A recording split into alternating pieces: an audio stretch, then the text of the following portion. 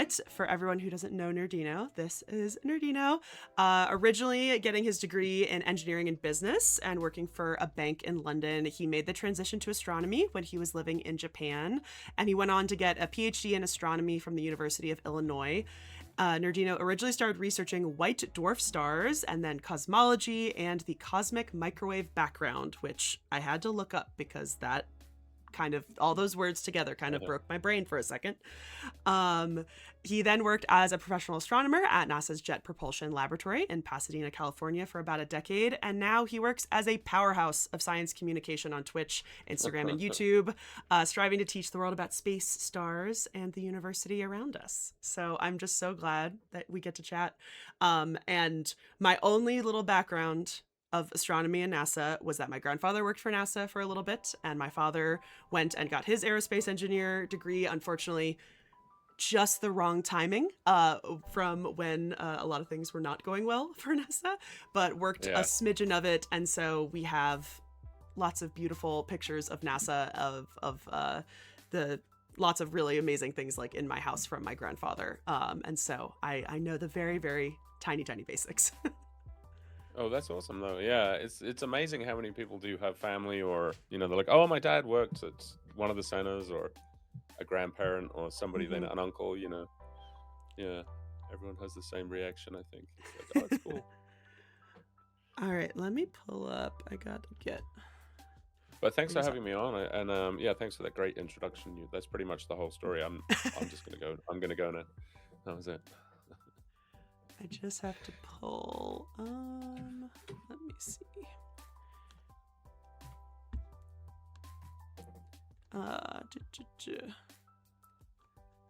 Sorry, I just have to pull up the PowerPoint, which okay.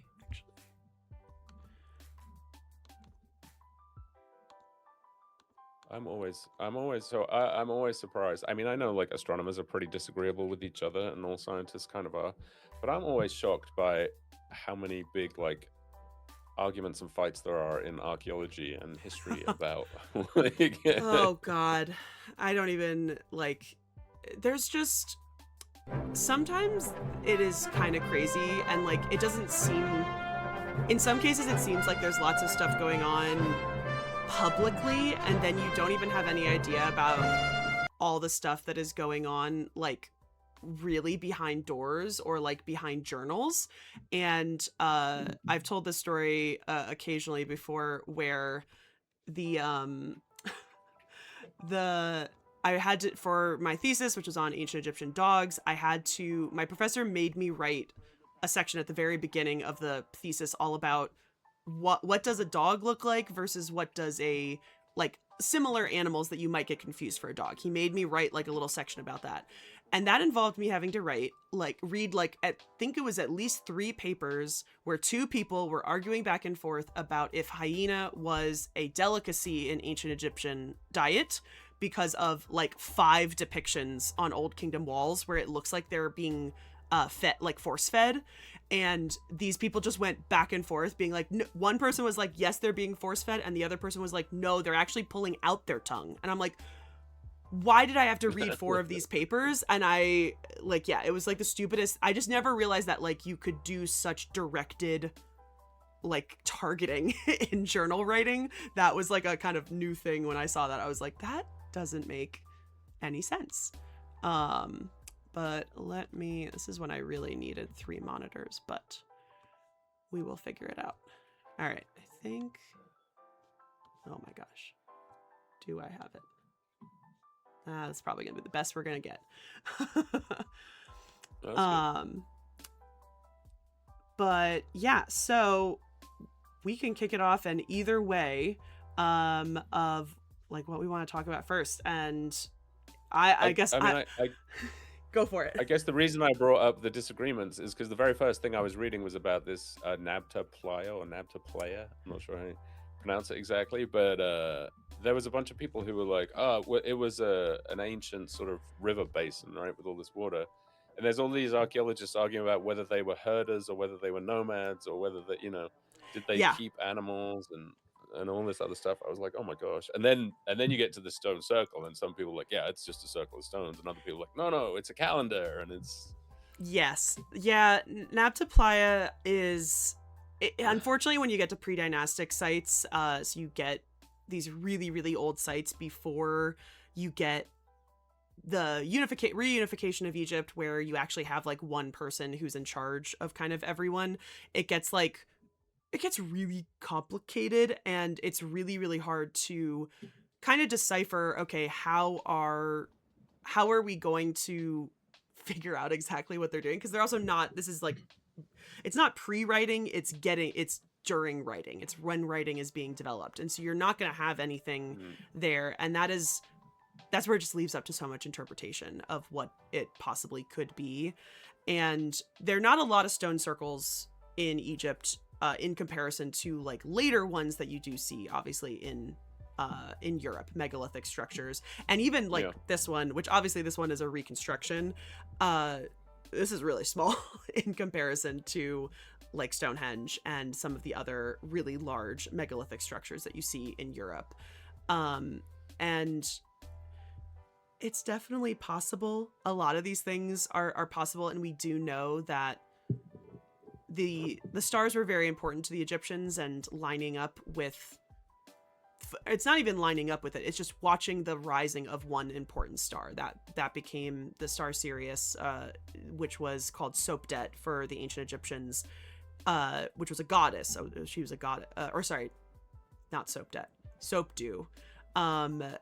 Like, they are extremely important. They make them become a goddess and a god, and so they line their entire calendar after it. They just follow that star to the T. So it's always possible, but it's really really hard to kind of say yes or no.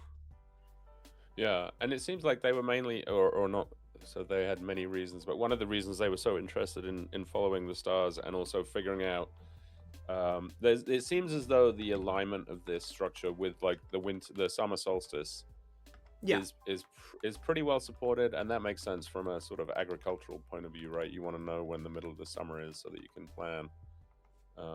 You can kind of use that to reference the rest of your year, and you know when you need to harvest. And yeah, absolutely. And that is, for the Egyptians, that is the most important thing, and that is why the watching for the rise of that star is the most important thing that they ever needed, because they dictate their entire calendar around the flood season. And so if they don't, my big thing is like the Nile River Valley, the valley itself is a fairly fertile valley, but that's only because of the flood. If the flood did not come, they could not live. There is no life in that area. It would eventually dry up. It is just so dry on either side of the valley. And so if they didn't get that flood, then they could not survive another year. And so figuring out when the flood is going to come is like the most important thing that they could do, because then you can predict how much crops you have to save. You have to predict, okay, when do we have to make sure that anything that's over in this floodplain is going to be saved? Where do we build our houses? Because you got to know, okay, how big did it flood last year? And so all of those things, like honestly, so much of their lives is dictated around that flood. And it's an entire season. And I also want to say, it is not a tidal wave type of flood. Like this is something that people don't, I think when you just hear flood, you think of tidal waves. You think of things that are just like a flash flood or like a tidal flood. This is a 3-month flood. This is the river just slowly but surely rises over the course of 3 months, and then also goes down over the course of those 3 months. It is just slowly coming down from essentially the monsoons, as well as Lake Victoria, which I know is not called Lake Victoria anymore, but I can't remember the name that it has currently. But there's the White Nile and the Blue Nile, and one comes from the lake and one comes from the mountainous area, which gets a lot of monsoons in this season.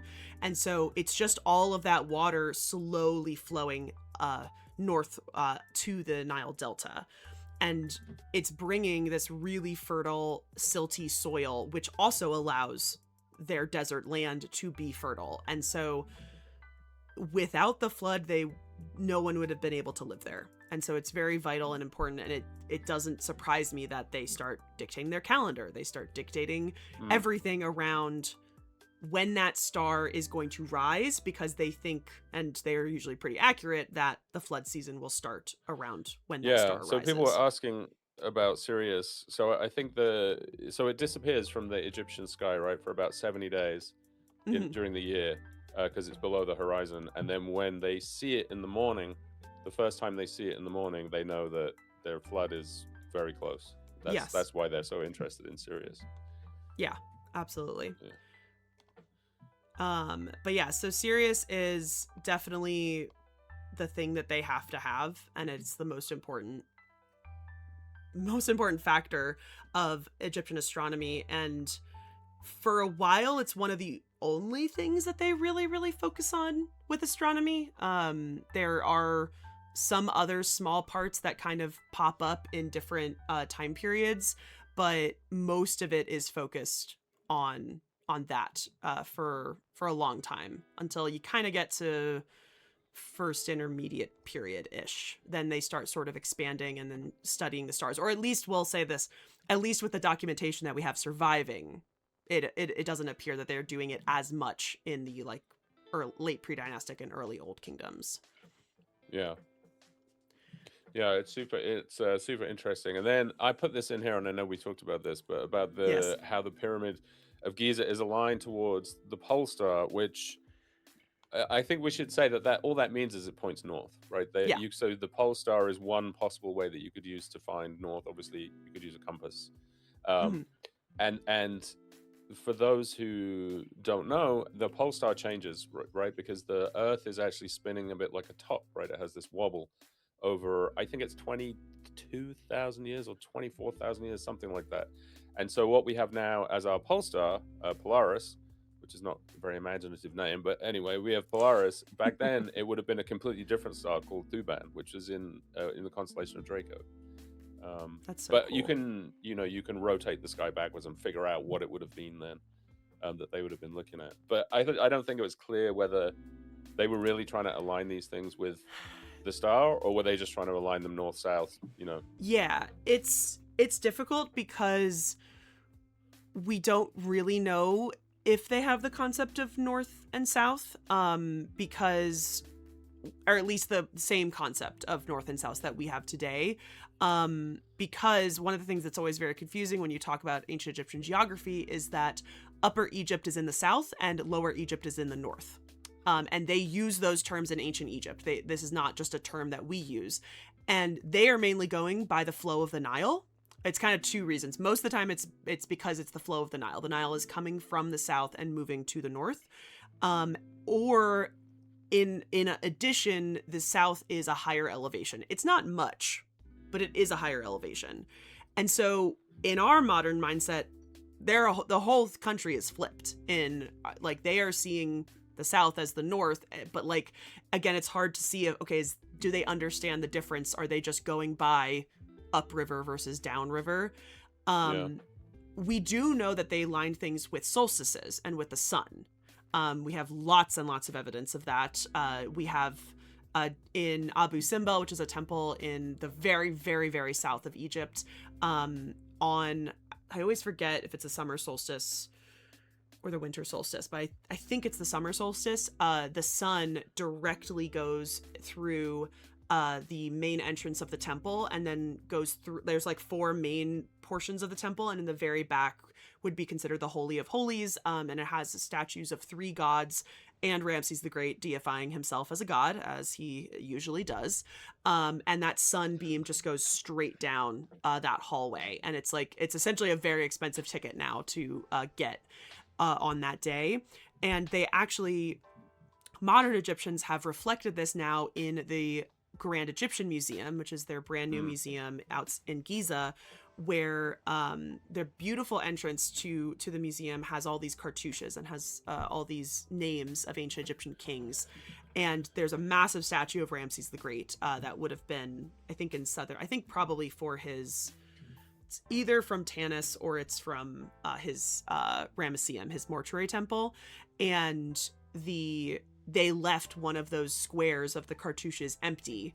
And they specifically positioned both the museum and the statue and that square so that on that same day, it can line up and it can hit his face. And so we know that they have done that with the solstices. I do also believe Temple of Luxor is also aligned with one of the solstices, but I don't know how different that is than lining it up with True North and sort of how, like, it. Well, for one, we know that the Egyptians, the sun god is like top 5 god. It is like one of the most important gods consistently all throughout their lives, and so it makes sense that they would line it up with the sun. But I always am curious, like, how can they actually know what we consider the solstice, and how is it just that they just didn't pick one time to line it up with that? Like, how do they determine what that day is?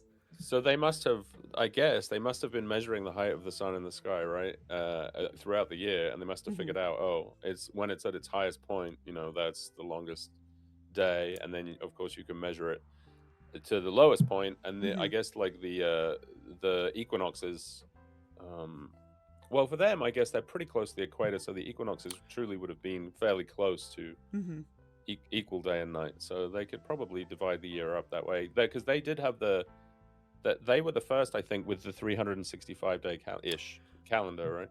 Yes. And so their 365 day calendar is sorted very, very differently than ours, but it is a 365 day. So I had to write this down because I always forget it. It's 365 days. There are 12 months, which is interesting, but each 12 months is just 30 days. So it's 3 10-day weeks. And then there are 5 extra days, which are considered the birthdays of the major gods: Osiris, Horus, Set, Isis, and Nephthys.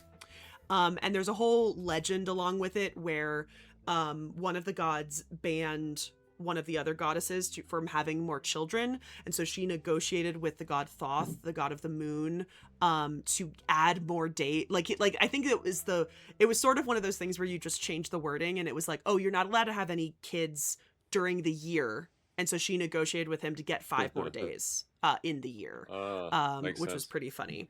And so the calendar is also then separated by 3 seasons.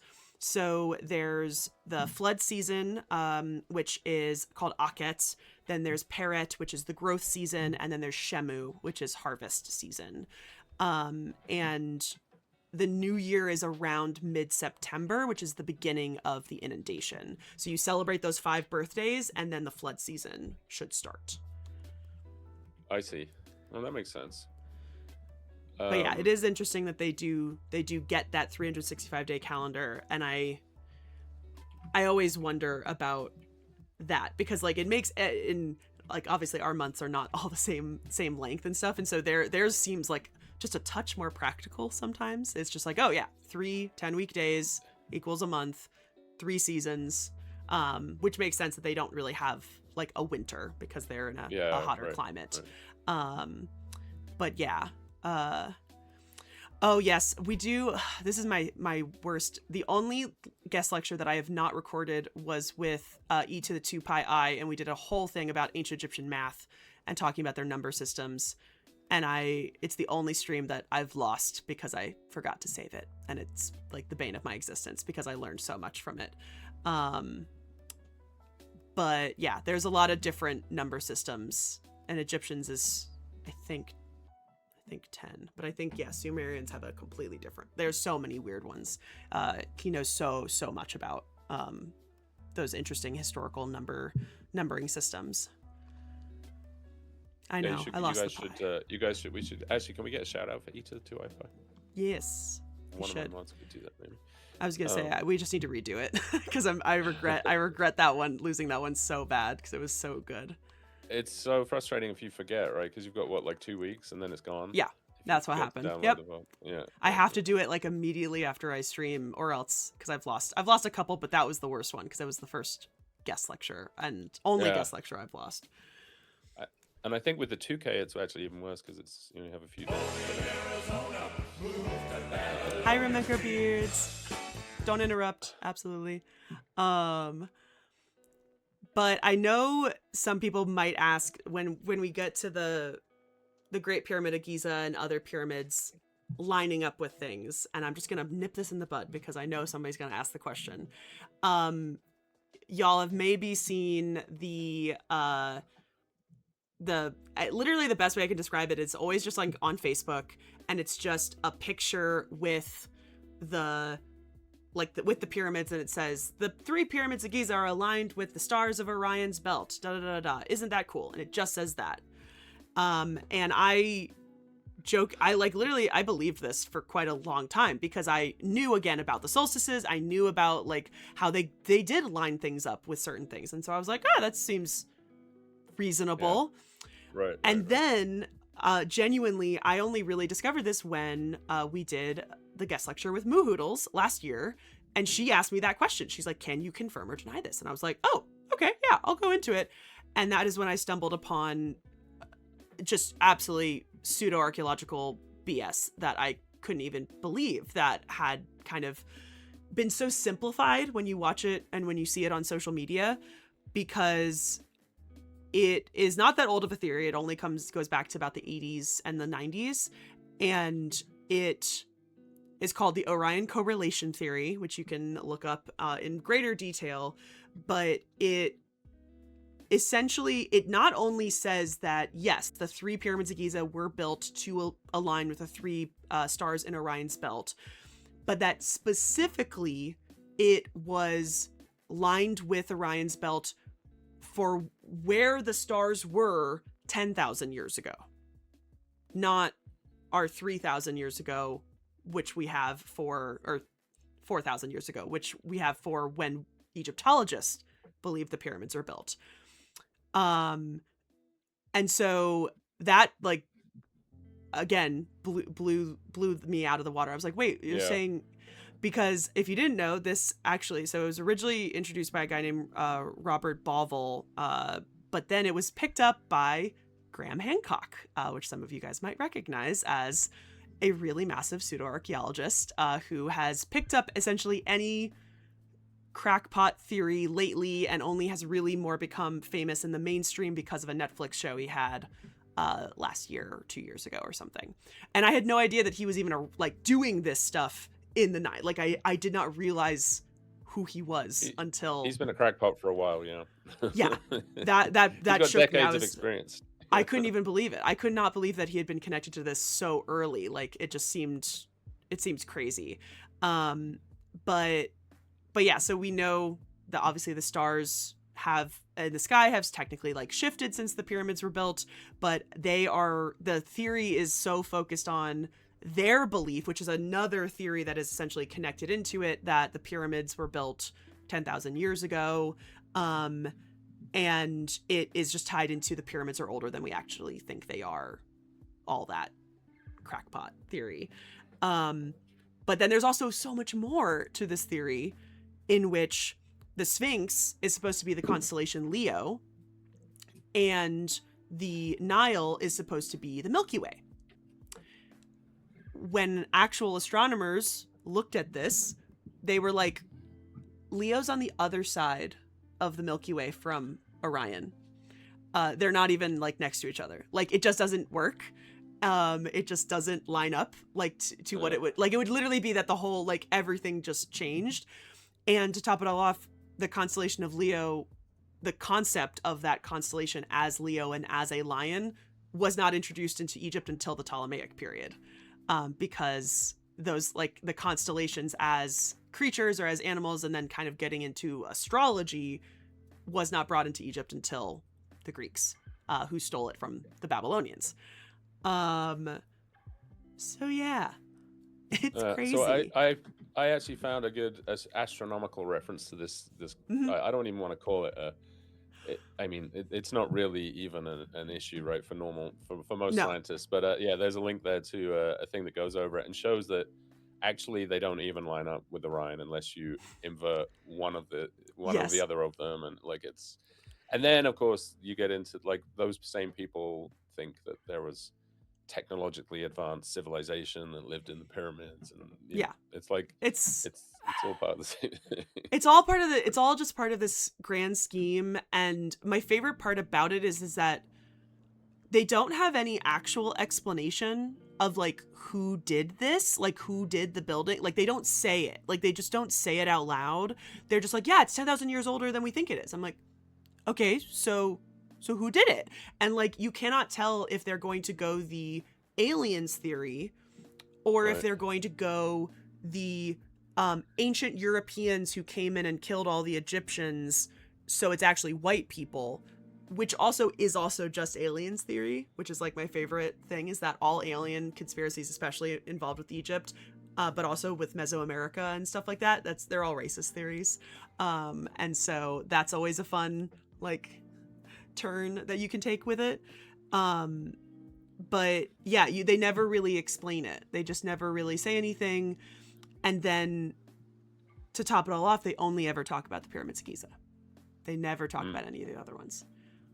Yeah, it's I get very cocky sometimes. Like I'm always like, if somebody came up and like said it to me in person, like I feel like I'd have enough, like, which I typically am not that type of person, but like I have my number one thing where I'm just like, oh, well, what about the Pyramid of Djoser?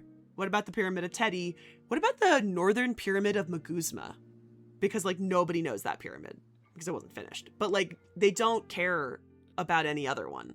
They only care about those three. yeah, And technically just the big one. it's pretty crazy. Yeah, it's ridiculous. And that just it also goes into a lot of normal Egyptology. A lot of regular Egyptology has only really been focused on those three, and you don't get a lot of modern studies on any of the other ones. And it's just kind of like, well, I mean, it's what people like, but Yeah, there are that's so what they many want, other right. things. Yeah. Well, that's why you're here, Melissa, to teach us about all the other things as well. You see. Might as well. Yes. Yes, Otto. So technically there are more pyramids in Sudan than there are in Egypt. They're just all really small. They are not, I don't like sometimes calling them like pyramids because in comparison, they are very, very small. They are essentially just like large tombstones in the saints. Yeah, but you're right. It's not the size of the pyramid that matters. That is true. My favorite should we thing go was, on to yeah. the next slide? Yeah. Yeah, my favorite thing was when my dad and I went to Egypt, we went into the Pyramid of Teti, which is a really small pyramid, and it's technically like a ruined pyramid. And every time I tried to remind my dad about it, he was like, "What pyramid was that?" And I was like, the one that just looked like a hill. And he's like, "Oh, yeah, that one." Because it just like, God bless it, it just like looks like a little tiny hill. It's so small in comparison. That's funny. But then you think about how many people probably died making that tiny hill and dragging all Probably. that stone there. Oh yeah. And all the pyramids that just collapsed under the weight of them. Yeah. I love pyramids. Like they are cool. They are not like one of my main points of interest, but it is just a fascinating trajectory of like both science and technology and like and engineering, but then also pure laziness, which is like kind of one of my favorite things, is that it's like you start with a mastaba, which essentially is Arabic for bench, and it's these bench-shaped tombs that they do in the pre-dynastic period.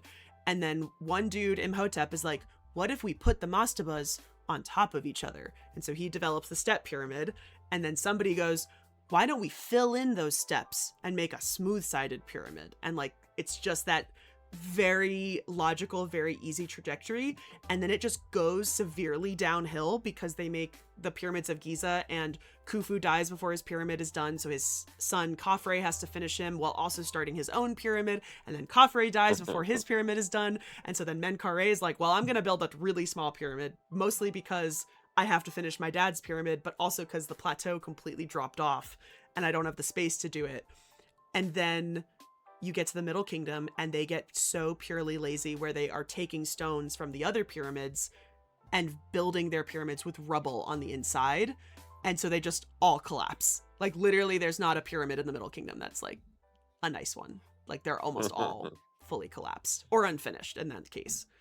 Yeah, it's just a very nice little arch of like See, more money, more problems. See. absolutely, absolutely. So as we were saying, it kind of a lot of the bigger astronomy, or at least the preserved parts that are texts that are talking about it, they kind of emerge, you right here, like 1500 BCE, which is around the first intermediate periods. This is right after the Pyramid Age and then before Hmm. the Middle Kingdom. For those who don't know the crazy timeline that is ancient Egypt. And so we get these astronomical ceilings, we get things called star charts. And some of these are found, like this one is on the ceiling of the tomb of Senenmut. But there's also star charts are found on wooden coffin lids.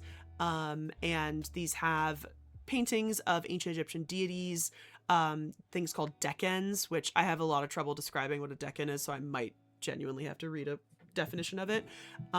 It's one of those things that's broken my brain a couple times. But then it also has images of constellations, and the decans are 36 groups of stars that divide the 360-degree ecliptic into 36 parts, which essentially means that a decan appears every 10 days. That's what I have written in my notes. We can Okay, follow up with that more makes sense. information on decans, but those are one of the always things that is kind of I've struggled to describe in my brain because I don't exactly know what an ecliptic is. Um, Oh, okay. Thank you, Alex, for putting the links in the chat.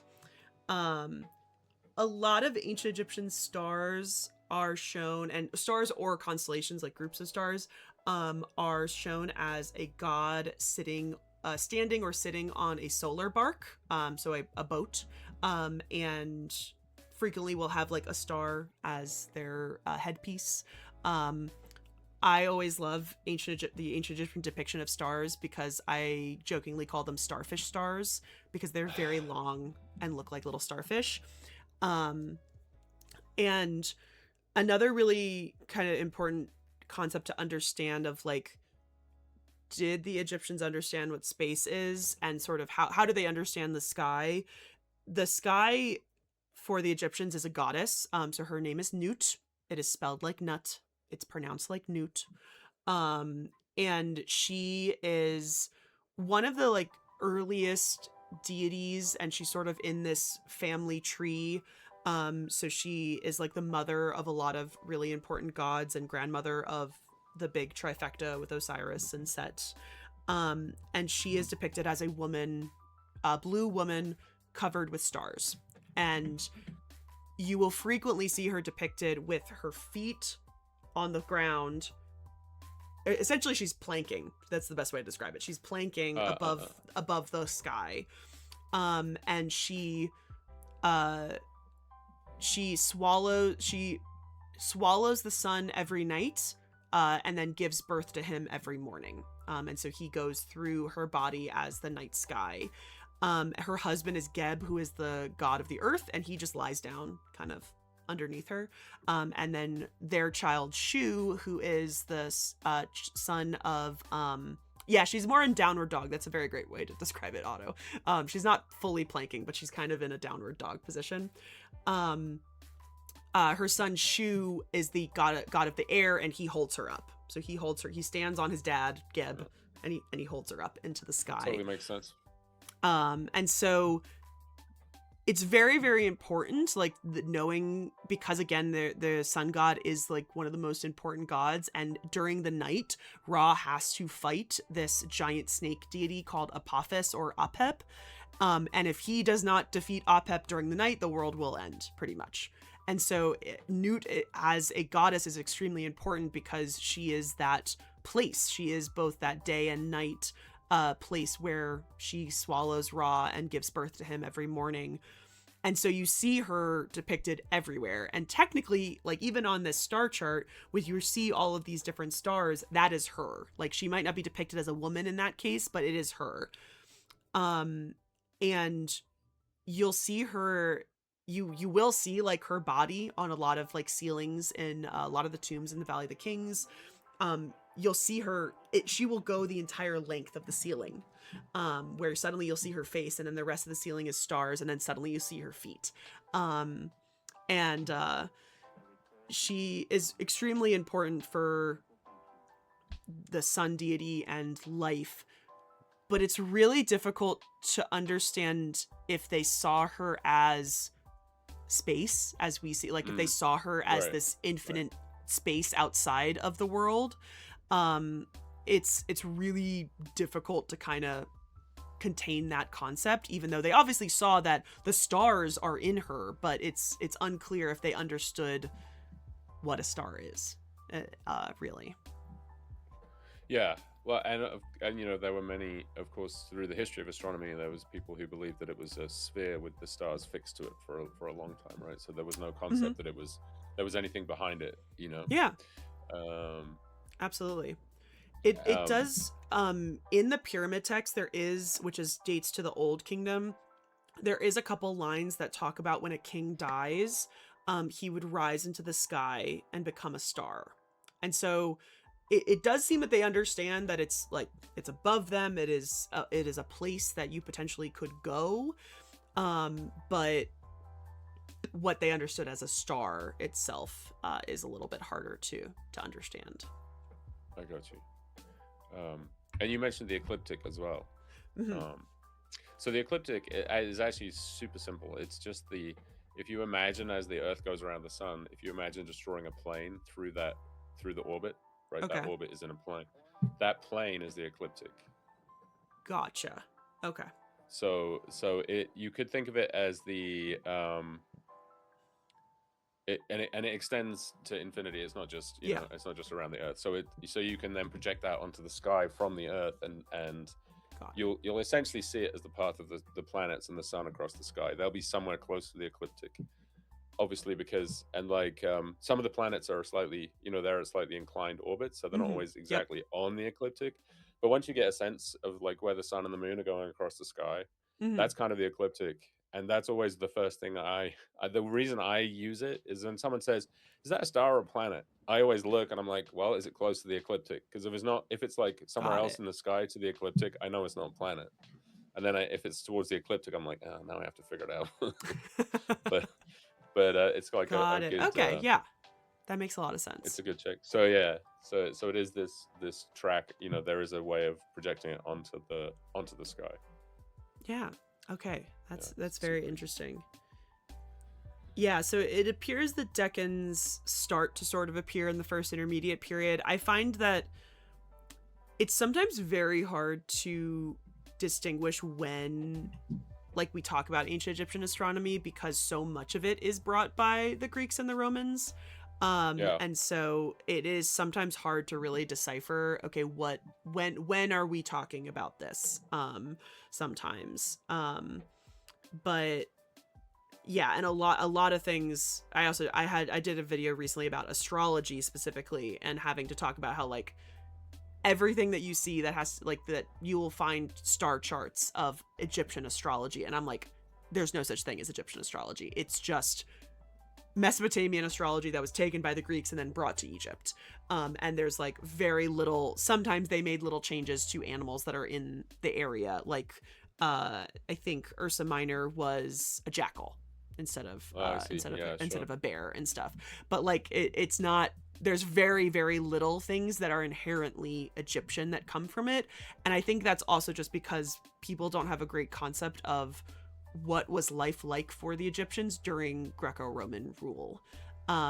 Because there are definitely parts that there is that native Egyptian culture. There are definitely smaller cities and some of the Hmm. oases and such, but there are also these really big hubs of Greco-Roman people living there in Alexandria, in the Fayum Oasis, and the both Ptolemaic Greek pharaohs and the Roman emperors are actively building Egyptian temples, like in the Egyptian style, with them depicted as an Egyptian god, like a king. Right.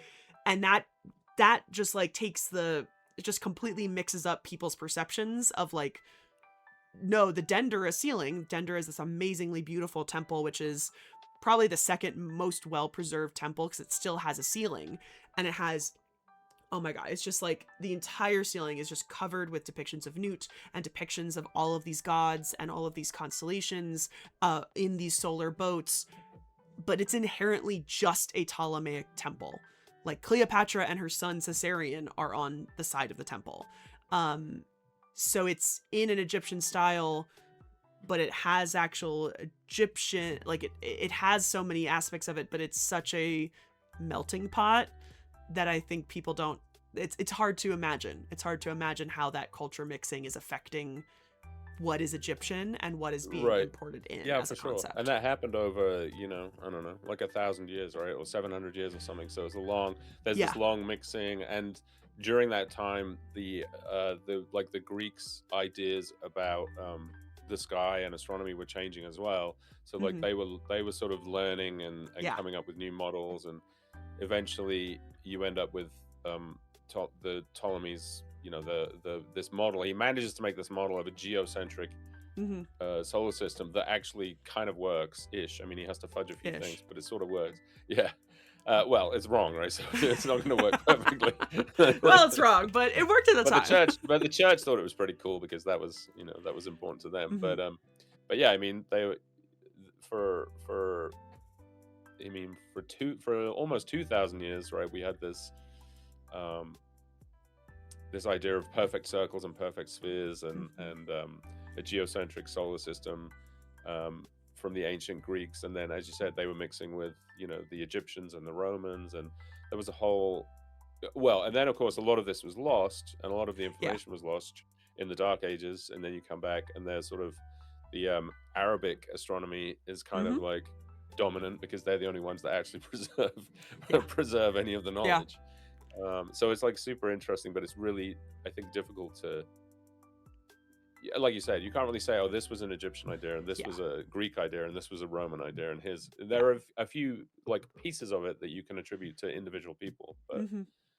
Yeah. um, I've used this example all the time where I really hate when, this is especially again like weird social media blogs and stuff where they say like the Egyptians invented blank, and then when you look into it you realize, oh, it's only discovered during the Ptolemaic period, and I'm like, no, like give me something earlier. The big one that somebody found me an article saying that the Egyptians invented bowling because archaeologically somebody found a lane with pins of some sort, and I'm like, but when does it date to? And I was like, oh, it's the Roman period. I'm like, no, just because it's in Egypt doesn't mean that they invented it. So I get really hung up with that a lot because there is a pretty big like technological and scientific jump when the Greeks get to like Alexandria was this huge hub for science and right, technology right, in right, the Ptolemaic period, and like, not to be mean to the Egyptians, they didn't have really one like that at least we know about today.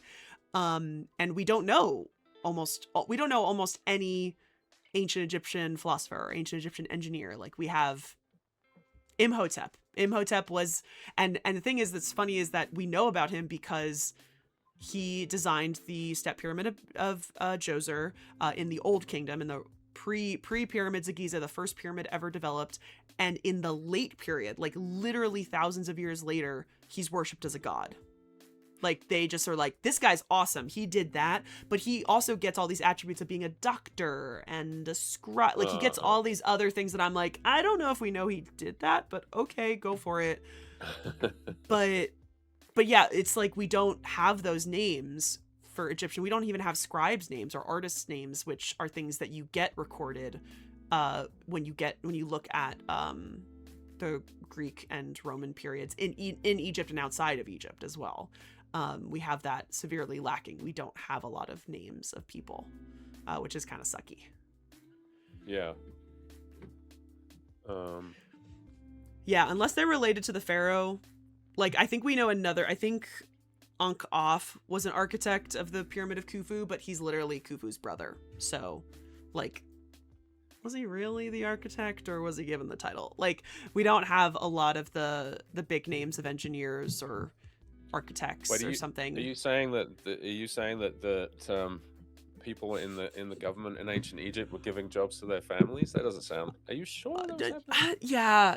I mean, it's such a foreign concept. Yeah. No, it's like all the time. Hmm. All the time. Nothing. And again, it's Nothing like changes.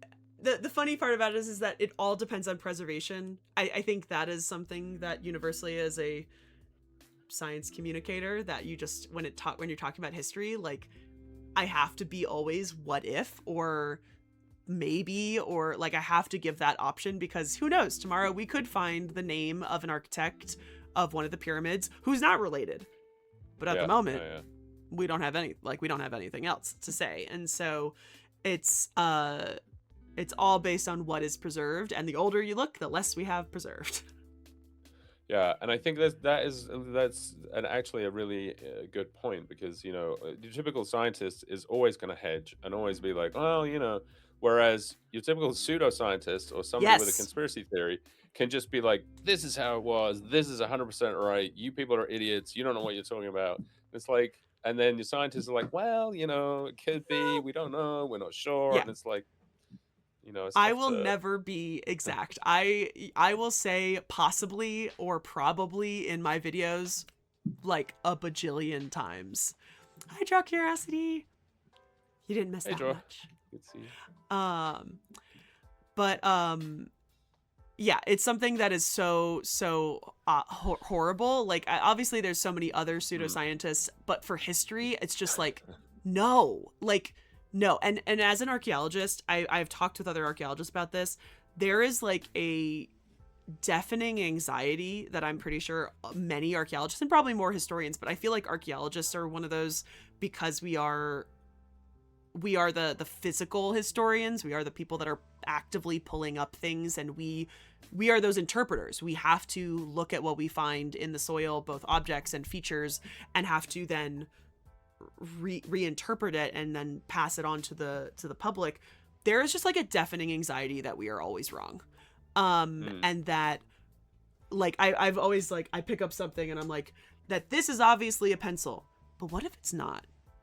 What if it was used completely differently? Like there's just like this horrible like what if it's not feeling that you have in your brain, that it's just like you're that person that is interpreting it, and like we can only interpret what we can, and that doesn't mean that it's going to change. Like that means that somebody can go and find something else and it can completely change the course of that Yeah. Yeah. interpretation. But it's just so like it's just an anxiety that is just always there. And I did a video about the Ankh, which is just a symbol of life, and somebody asked me like what is the actual like hieroglyph representing, and there are so many theories. I didn't even realize that there were that many theories. Oh yeah, we love our it was used ritually, because it was used ritually either actually does mean yes, we think that was used ritually because we have some other textual source that is telling us that it was used ritually, or we don't know. Those are the two options. Those are the two options. That's Sometimes funny. it's just like it could be anything. It could be so many different things. But like so many people, like I essentially told that Alan Gardner, who wrote a ancient Egyptian dictionary and wrote a sign list where he went and defined what every single hieroglyph was. He says that this is a sandal strap, and that essentially your ankle goes through the hole. These sides go around the side of your ankle, and then this one goes in between your toes. And it looks weird. It doesn't look like a typical like flip-flop strap, but when you do look at shoes of Tutankhamun, it is that shape. It does have those two little extras that kind of go off to the side. But then there's so many different people have theories. So I just listed out all these theories. I did not even give a preference of my own theory. I was just naming people's names and naming what they were thinking. People in the comments went wild. Oh my god, so wild. So many different other theories, and some legitimate and some just like completely wrong. And then people just like actively arguing and being like mad. And I'm like, it's all up for interpretation, my friends. Like, Yeah. Yeah. like things can change. Except I was very adamant about certain ones, which one was everyone kept saying it's the key to life. And I'm like, okay, what do you mean by key? Do you mean a physical key? Because guess what? Ancient Egyptians didn't have physical keys. So it can't be the key to life. Like that's just a phrase that we have now. That's not has anything to do with it because they didn't have locking doors. Like it just that like simple logic in my brain is like it can't be the key to life because they don't have keys. I don't know how simpler I can get. That's funny. Oh yeah, they were roommates. They were roommates. Yeah, that always gets brought up too. It's again, you don't want to go crazy. I always use the term of caution with the pregnant mummy. If you guys on my side of the channel remember, this group in Poland had a mummy in their museum, and they did a CT scan, and they thought it was pregnant, and they wrote a whole paper and published that paper, and then it turns out that they never got a CT technician to actually look at the CT image, and it turns out she wasn't pregnant. So they had to do a whole redaction of stuff. And I'm like, that's why it's sometimes easier to step in with a little cautious foot at first. Because yeah, that was a big thing like a couple years ago. Yeah, but I think also that it's important that those kinds of things happen, right? Because that's how that's how science actually moves forward, right? We've many times in the past we've had ideas that were not quite right, but they were at least on the right path, right? And then the next scientist comes along and is like, no, that's not how that works. And it's like it works like this, but it's an iterative process. Occasionally you do get these big steps, right? Where somebody like Einstein comes along with general relativity or whatever. But for the most part, and especially these days, it's kind of an iterative process, and you're almost going to be wrong by definition because we don't know what the answer is usually, and we're just interpreting data. We're using especially like in astronomy, for example, right? We're making observations, we're interpreting data. There's noise, there's a galaxy that we have to look through when we're observing things, which makes things complicated. And I don't think being wrong is necessarily, everybody's always like, oh, scientists need to make up their mind. Which is it? It's like, well, we thought it was that, but now we think it's this, and that's totally fine. We had a meeting, everyone tore that paper to shreds, and now we have a new paper. Yeah. It's like, yeah. In that case, Otto, no, it was not a big poop. It was all of her internal organs that had been mummified and then placed back into her abdominal cavity. But I will admit the CT scan does look like a baby. It's just, you would think with a CT scan you would be able to see some bones. Like it wouldn't be perfect, but no, it was just all of her organs in a little pouch that just had these kind of little tiny arms and such. But oh yeah, we don't want to talk about the Italian scientist. I forgot about the colorblind member of the group, which is, I mean, there is also just bad science, right? There are just people out there who are not good scientists, and like, there's that too. That is unfortunately those Italian scientists who are like notably known to be like UFOologists and submitted a paper to a journal where it apparently just approves your paper after like 24 hours and publishes it. And yeah, so we love all of that amazing work that they did that now gets me a bajillion questions of what's under the pyramids, and I just get to lovingly say bedrock. Stand. Bedrock. Yeah. Bedrock is under the pyramids. That's funny. Yeah, it's always a journey. It's always a journey to get to the truth. And it is unfortunately one of those things that there is so much things about history and about the world that we'll never know. And it annoys me to high heaven, but there's so many things out there in the world that we will never have an answer for. We will never have, or at least a concrete answer for. Right. And especially when it comes to history, it's just, there are things that are lost. And people really, I think, sometimes the general public really think that we will always find evidence of stuff, and there is plenty of places where evidence will never be preserved, and we will never be able to get that answer, essentially. Yeah. All right. Good question, Addicted. So there's a whole bunch. I've actually given a different talk about, if you want to know what goes in between here and what we're about to talk about, I actually have a different talk that I gave. I think it was on Tofu's stream. I did Tiny Toxic Tofu had a thing for Newton's birthday, and we basically did everything. We went from ancient Egypt very briefly, like in much less detail than we just talked about, but we went through essentially every culture and all of the stuff between up to Newton, and we talked about So cool. Newton's theories and Kepler and all that stuff. It was super interesting, but we're gonna skip over like 2,000, yeah, about 2,000 years of astronomy right now. A decent Um, amount. because I thought it would be interesting to contrast like the sort of, I don't want to say disinterest in astronomy. Well, yeah, they were sort of disinterested in astronomy, right? They didn't. It Yeah. wasn't until the Greeks came along and were like, "Hey, that you can tell a lot of stuff by looking at the sky, right?" And they were like, "Yeah, we can tell when the river's going to flood." They're like, "No, no, no, no, no. We Yeah. can tell how big the Earth is, and Yeah. They how didn't they far away didn't the get sun to is." it as much. It was not a primary focus of the Egyptians. Yeah, yeah. Um we do have a very cool very recent discovery which hasn't been able to be like really interpreted, but everyone kind of is calling it a uh oh my god, the word astronomy tower or something. They've described it a couple different ways, but it is more dating to the Ptolemaic period, so no one's not been able to like really say anything like distinctive yet about what it actually is. But it was only I discovered see. a couple years ago. But hopefully, new things coming soon. Be able to give us some more insights into how the Egyptians saw it.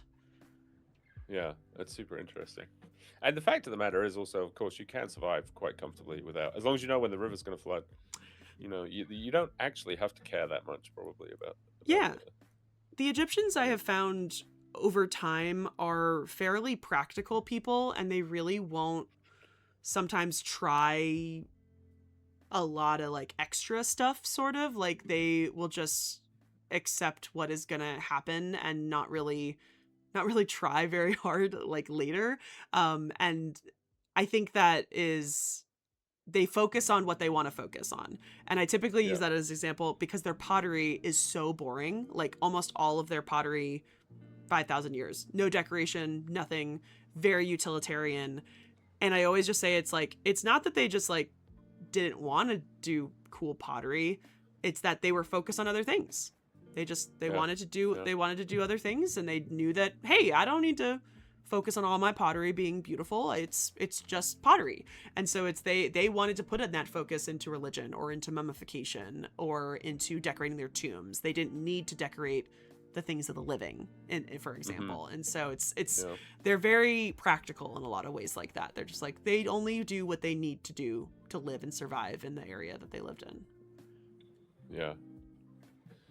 Um, how can you have astronomy without the math that follows? So addicted to capping, it depends. It depends what you mean, right? So there's kind of two kinds of astronomy, right? There's observational astronomy and computational astronomy. And if you're talking about observational astronomy, you can make observations of the night sky without Mhm. really understanding the math, right? You can figure out that it takes 365 days. I was about to say a year for the Earth to go around the sun.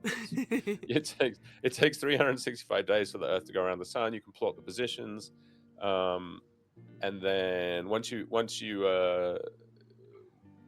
start to develop some math, you can actually do other things with those observations, like figure out that a shadow going down a well could tell you, and having somebody who will walk the distance for you to another city can tell you Mhm. how the circumference of the Earth and things like that. So yeah, ancient cultures were doing a lot of what we would consider astronomy, if you think of astronomy as the study of the night sky and the study of the Yeah. universe, without necessarily needing, you know, general relativity Hmm. or even like Kepler's laws or any of that stuff.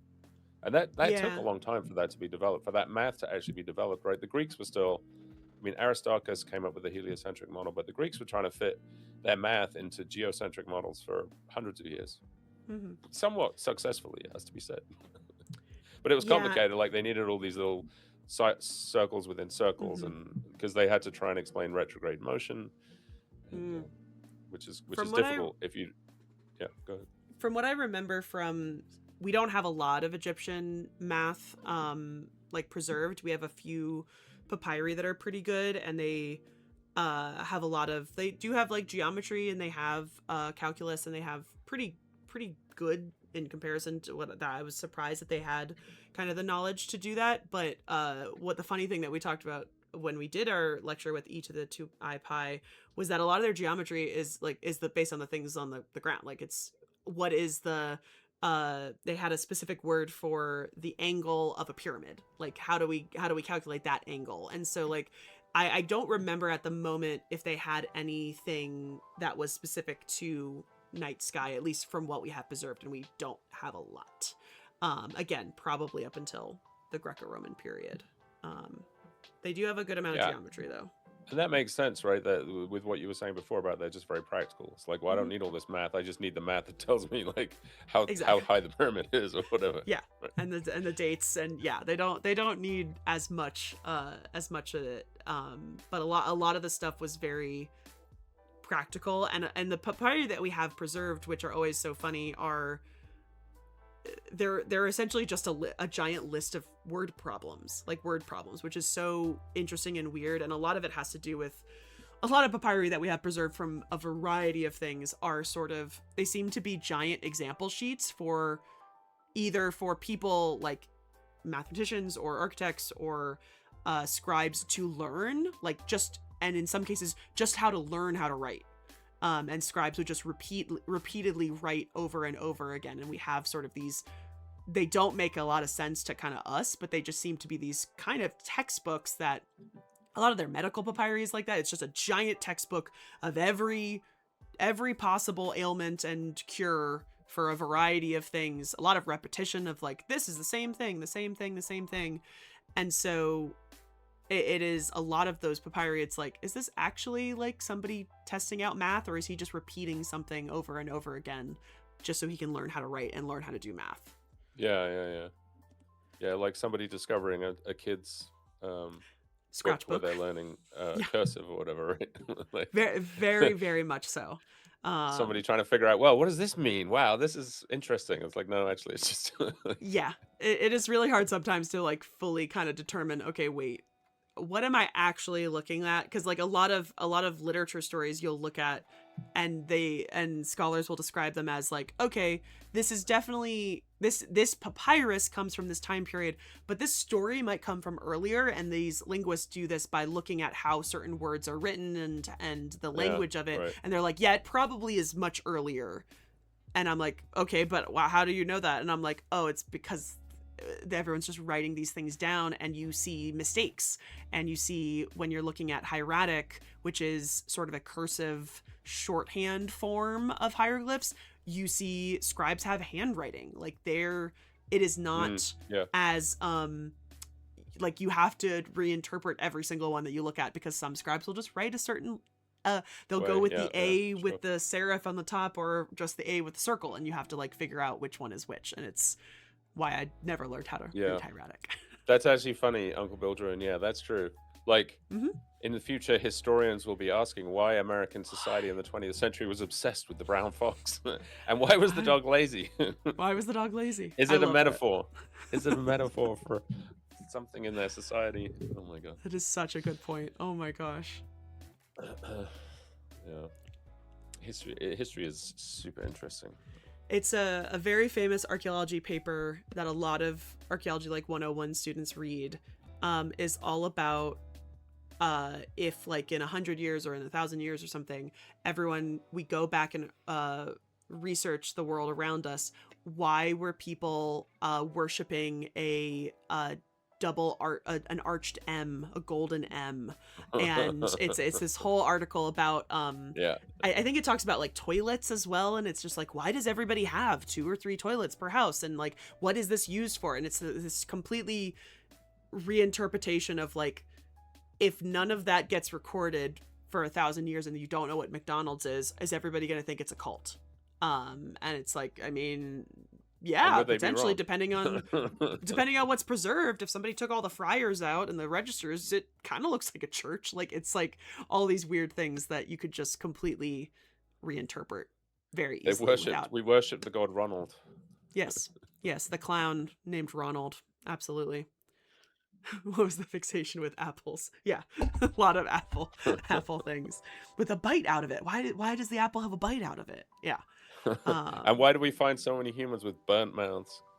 yeah.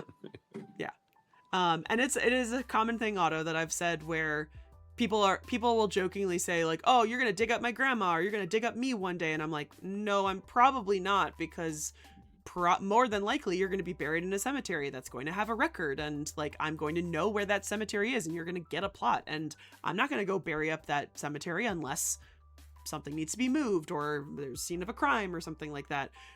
I only really say that people will only be actively digging up our time period if something cataclysmic happens in which that knowledge is lost, because we are in a world where things are being recorded like tens and thousands percent more than they are in the past.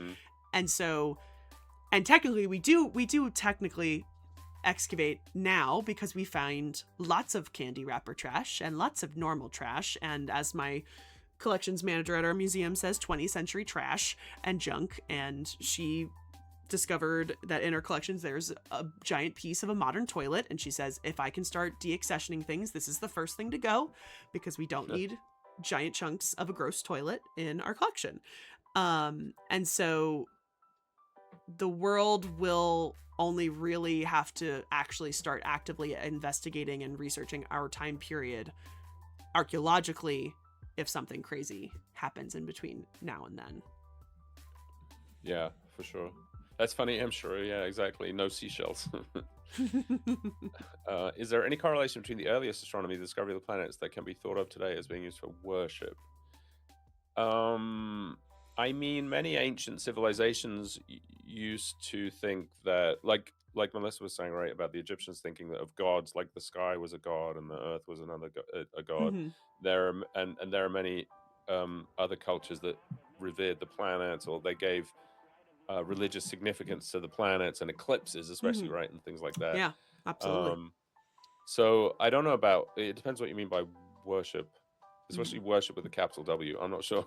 I'm not sure exactly what you're thinking of, but yeah, I mean, a religious significance of, and then astrology, right? There's a whole other thing of trying to make predictions about people's lives and what would happen to them after they died and all this other stuff. So yeah, it's for the Egyptians, at the least, I don't think they understood any other concept of the other planets. Like I think they really only had stars, and they might have thought that a planet was a star. I'm not 100% sure if we have kind of the written traces of like the difference between the planets and the stars for the Egyptians, but obviously we know that the Greeks and Romans are, I think typically more the Romans associate Venus with the planets and such, and so they have like that closer correlation. But I would probably posit, at least with that example, that I'm pretty sure the gods sort of appeared before the main discovery of planets, but that is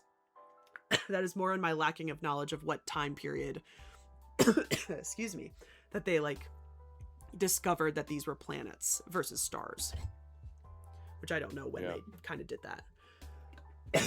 Oh, excuse me. Oh, mnemonics. So they want to know why all astronomers have very elegant mothers. Uncle Bill, is that what you're saying?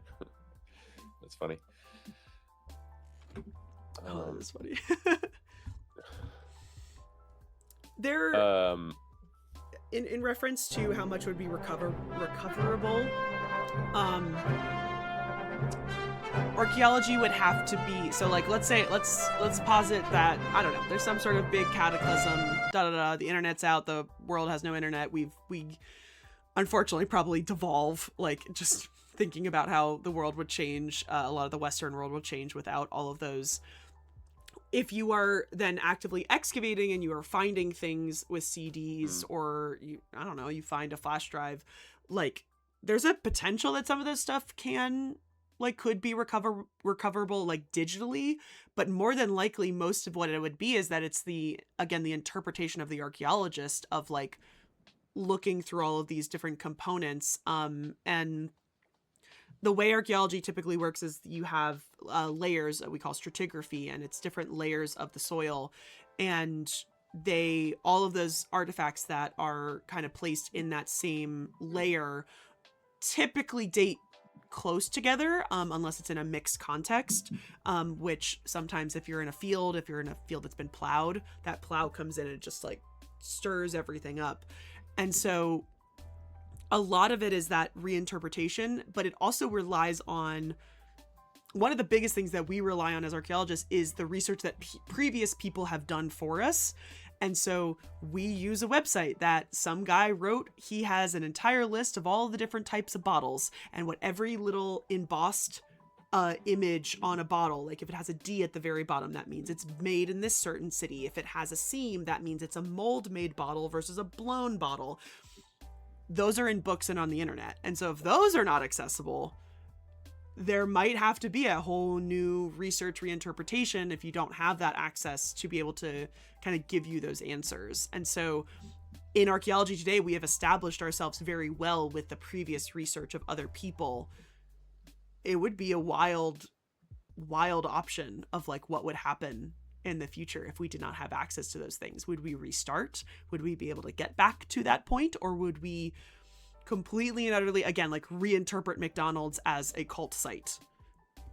like it's kind of entirely possible because you don't know, you are basing it off of what people have done before us. And if we don't have that, anything's game, to be honest.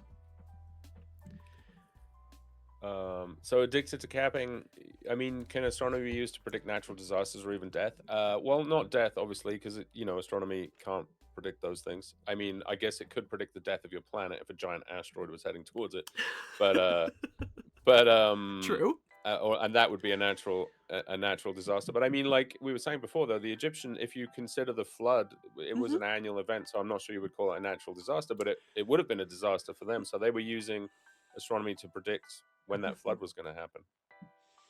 But you Yeah. can't predict like an earthquake or whatever from astronomy, particularly that we know of anyway. Currently, there I am hedging again. I mean, maybe you can, but we don't know how if you can. So I would assume, like, I don't know how much it is in connection, but I know that like tides and stuff are via like would that be considered something that could be predicted if we notice something is going on with, see, this is my lack of knowledge of the moon, like isn't the tides and the moon connected? Yeah, and... for sure. Okay. Sure. So maybe on that end, you can predict the tides certainly, and eclipses, right? We can predict eclipses, but those don't have any significance beyond the moon coming in between. The eclipse itself. They're not predicting the end of the world, as I'm sure some ancient civilizations believed or whatever. Yes, so we were talking a little bit earlier. There's not a lot of like, we're mainly talking about Egypt because that is my main focus. And we talked a little bit about, there are some things called star charts that date to the first intermediate period. And then we possibly have places like Nabata Playa, which have stone features that might be aligned with the stars. A lot of the depictions of stars in ancient Egypt are very general, though. It is literally just, it's actually very even. All the stars are exactly even, and essentially on giant grids. But there are some. The Egyptians really only focused on a few stars, mainly Sirius, which was a god that they, when that star rose, they could expect the annual flood. And the moon is a really big thing in Egyptian culture. It doesn't get depicted very much, which is kind of interesting, but the moon god is Khonsu. And there's also Thoth is also sometimes associated with the moon. And they are very involved, but I don't know. That's a very great question. I don't know how much they actually associated with other parts of astronomy and other parts of it. I'd have to look into that because I've never really seen the moon depicted as much as like the sun is depicted.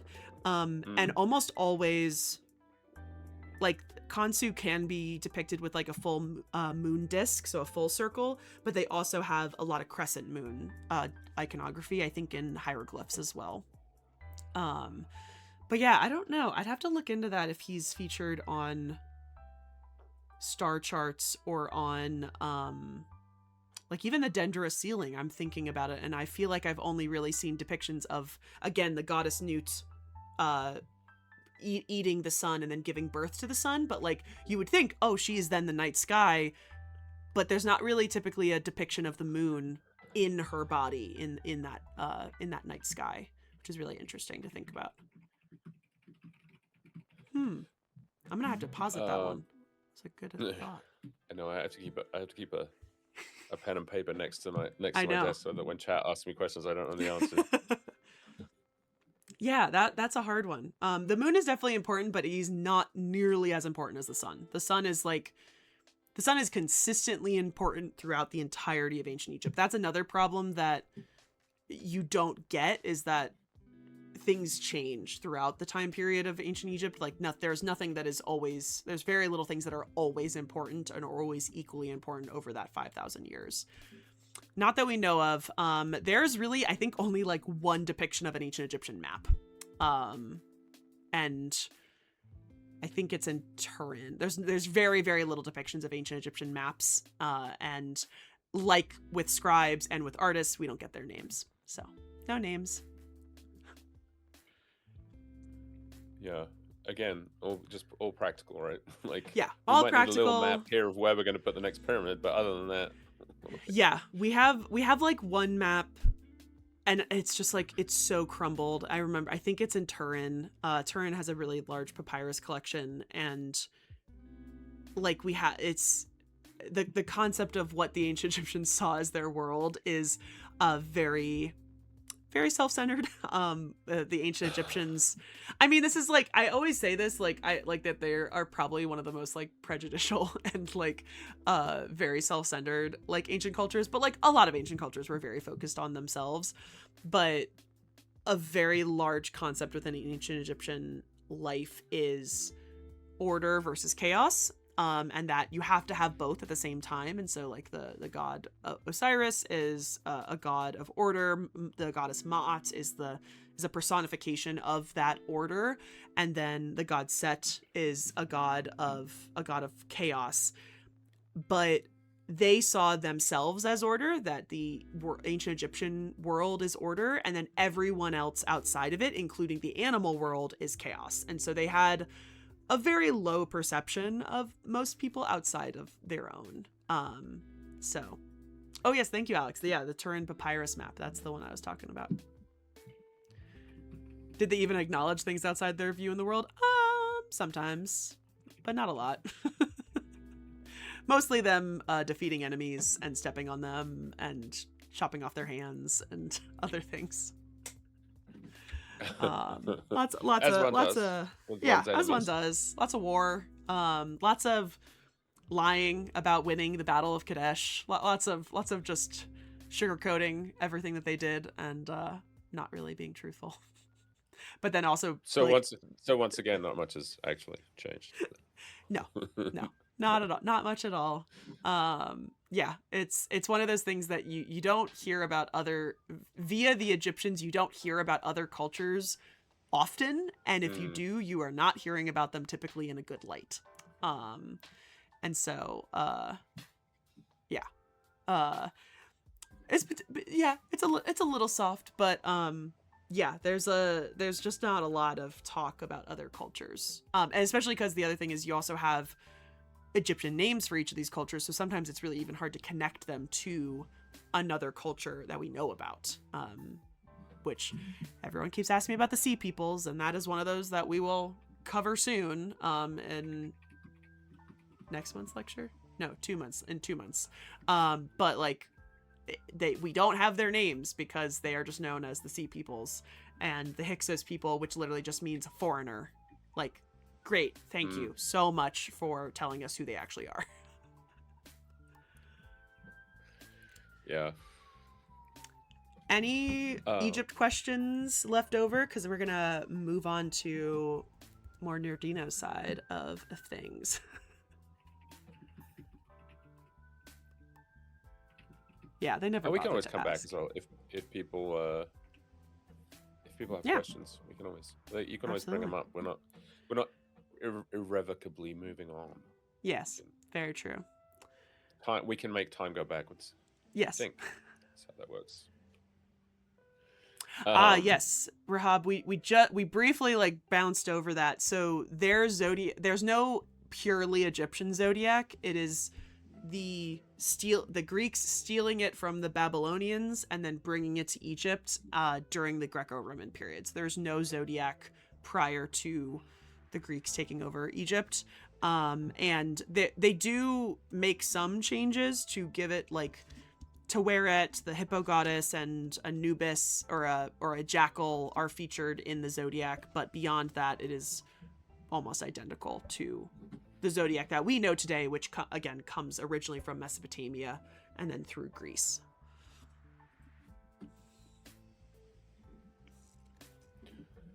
Yeah, All right. very interesting, very weird.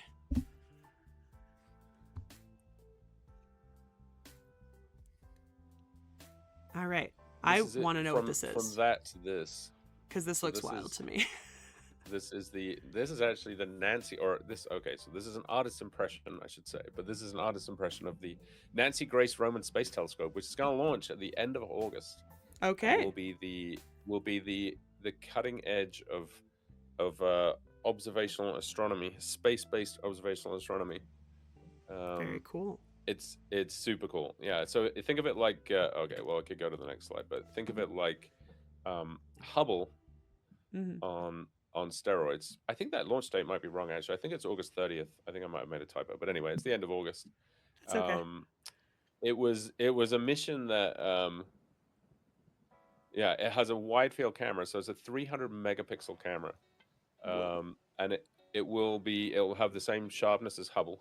Well, corrected Hubble after we fixed Hubble. It will have the same sharpness as Hubble, but it'll have 100 times greater field of view. So this thing Whoa. is going to be is going to be observing massive chunks of the sky. That's sort of that's kind of it's one of its advantages or features is this wide field of view.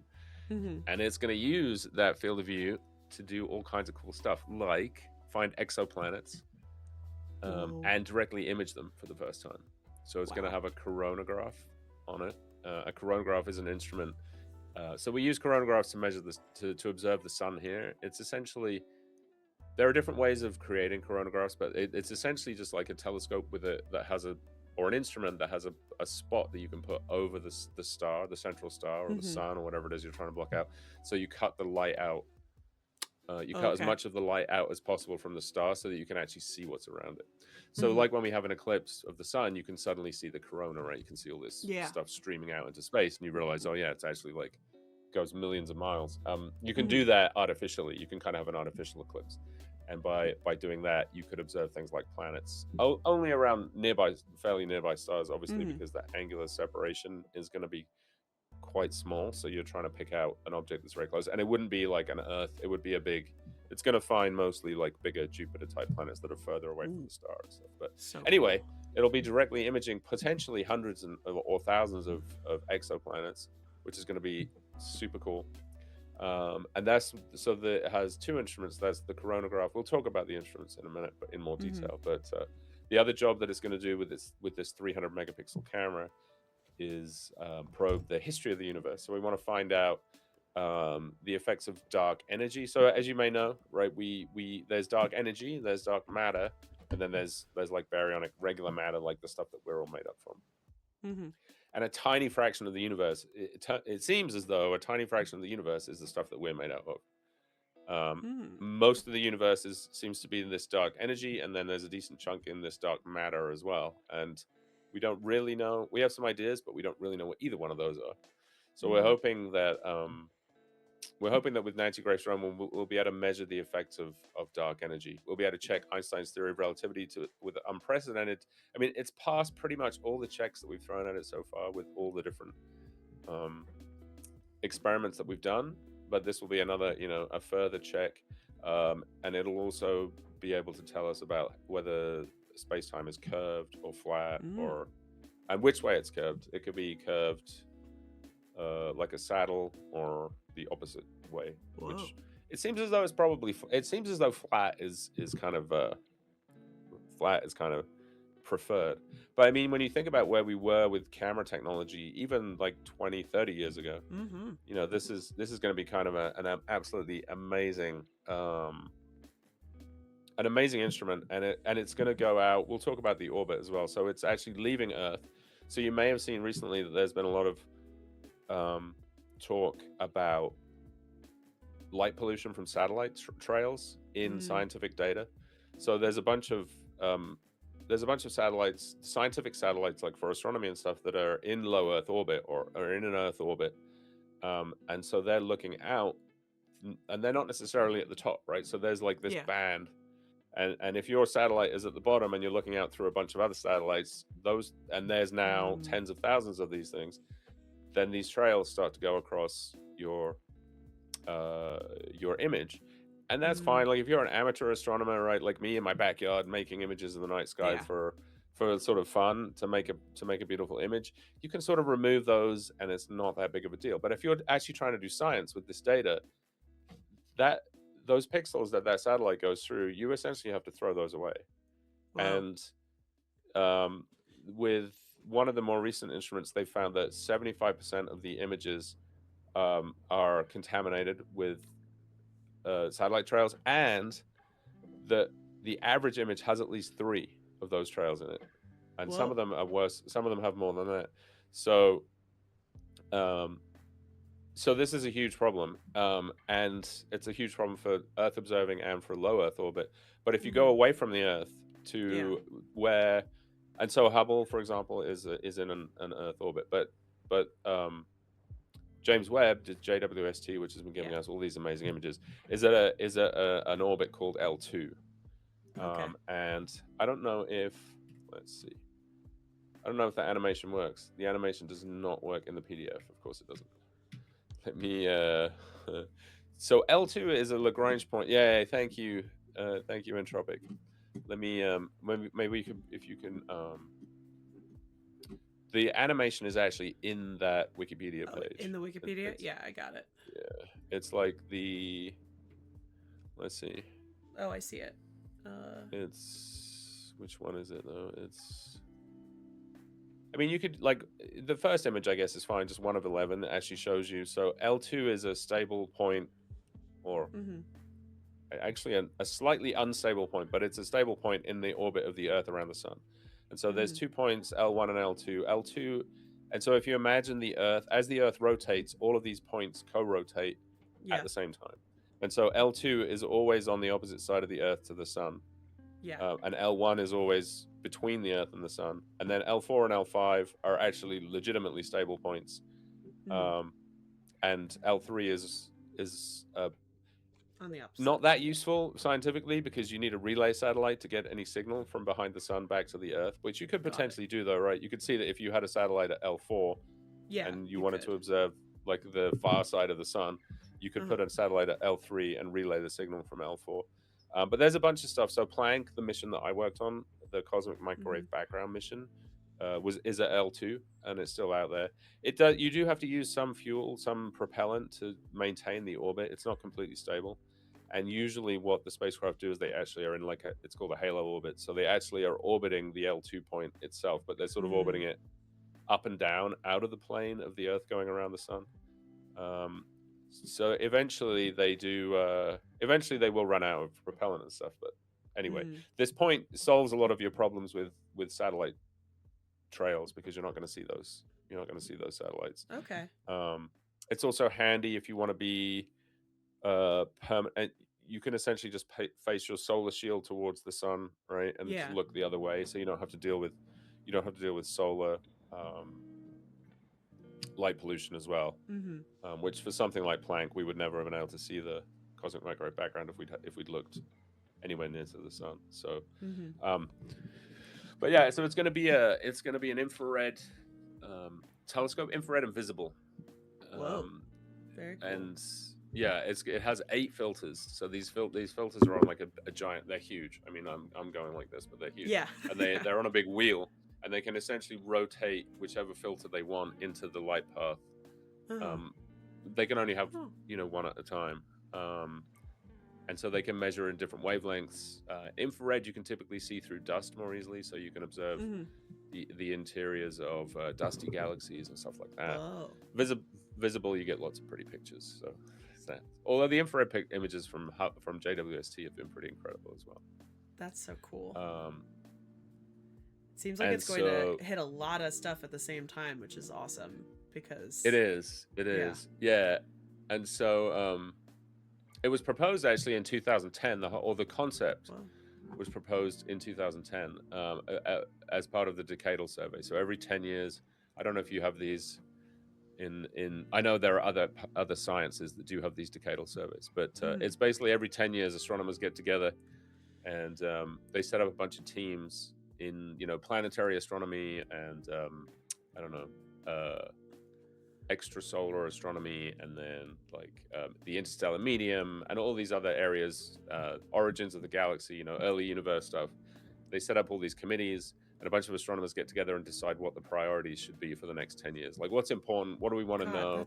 we should do that. Uh, I don't know for that, or I don't know for that and it takes organized. it takes like 2 years, and by the time you put the survey out, it's sort of already old news. But they are pretty important, and they actually have the information kind of gets goes up like this pyramid, and it ends at the top, and eventually some committee decides, okay, these are our top priorities in astronomy. This is the number one thing that we should fund. This is the number two thing that we should, and there's like this ordered list of things that we think are important. That would help. And so it was a lot. So it was 16. It's taken 16 years to go from being recommended in the decadal survey to the current. I think they actually started building it in 2016. Okay. So it took them about 6 years to figure out what they were going to do. It used to be called JDEM. It was the Joint Dark Energy Mission. That was going to be a NASA DOE thing. Then it was called WFIRST, and now it's named after Nancy Grace Roman, who was the head of, I think, astrophysics at NASA at one point. Oh, okay. Very cool. I was going to ask that. Yeah. Who Nancy Grace was. Yeah. And so it was kind of, it's always an issue, right? Once you start with these projects, you're always trying to get funding, right? You got to get it through past the politicians. And so one thing that NASA has been very good at is having a presence in most states, and it has an economic impact in almost every state. And so that's why when you see certain people trying to slash NASA's budget by 25, 30, 40%, there's so much pushback, because a lot of states, that NASA is a huge part of the economy in a lot of these states. But along with that comes a lot of politics with trying to get these missions going, and who's going to make this part and who's going to make that part, which company is going to get the spacecraft bus, and all these other things. Yeah. And so one of the things that happened with Nancy Grace Roman, which from a political point of view was really useful, is that they got these 2 mirrors donated by the National Reconnaissance Office. So they typically are building spy satellites is really what they're doing. Let's say Earth observing satellites. Okay. And so they're like, hey, we have these mirrors that are laying around. Do you want them?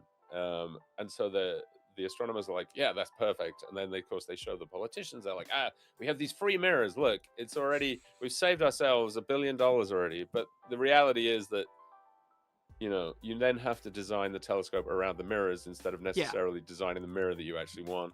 So it's completely unclear that this actually saved any money in the long run. But it was enough to get it. It kind of pushed it across the finish line and got it going. And so, these are the 2 instruments. The wide field instrument, like I said, is 300 megapixels. It's a quarter of a degree field of view, which is huge, really, for a space telescope. Like I said, 100 times bigger than Webb. And then I don't have a picture of the wheels, but you can imagine that it sits in this frame, and then there's just a huge. It's the same if anyone does a lot of astrophotography. It's the exact same as you would use a filter wheel in your. Well, okay, not exactly the same, because yours probably costs like $500, but and it'll be able to do imaging and also spectroscopy. So we'll be able to look at the spectra of these exoplanets. We'll be able to potentially tell what's in the atmospheres of these planets. We should learn a ton about, we're up to 6,000 and some exoplanets that we know of right now. Just crazy. Yeah, and this telescope should be able to find them through several methods as well. So it should find a bunch of new ones, and then we should be able to image a lot of the ones that we already know about. Wow. And then we kind of talked about the coronagraph instrument, which, like I said, astronomers. So it's called CGI. We're really imaginative with our instrument names. Hey man, that's archaeology and history. We don't go crazy. We don't go crazy that much. but yeah, so I kind of already talked about the chronograph. You sort of know what Hmm. that does, and the kind of the way that I described it is sort of an old, like that's how old chronographs worked. Hmm. There are new techniques and technologies that are being implemented in this one that should make it really much more effective than some of the older ones. So we'll see what happens. That's so cool. Um, Gosh. and and yeah, they managed to get it. So it's taken about 10 years from when they started the project to actually getting it ready for launch, which is not.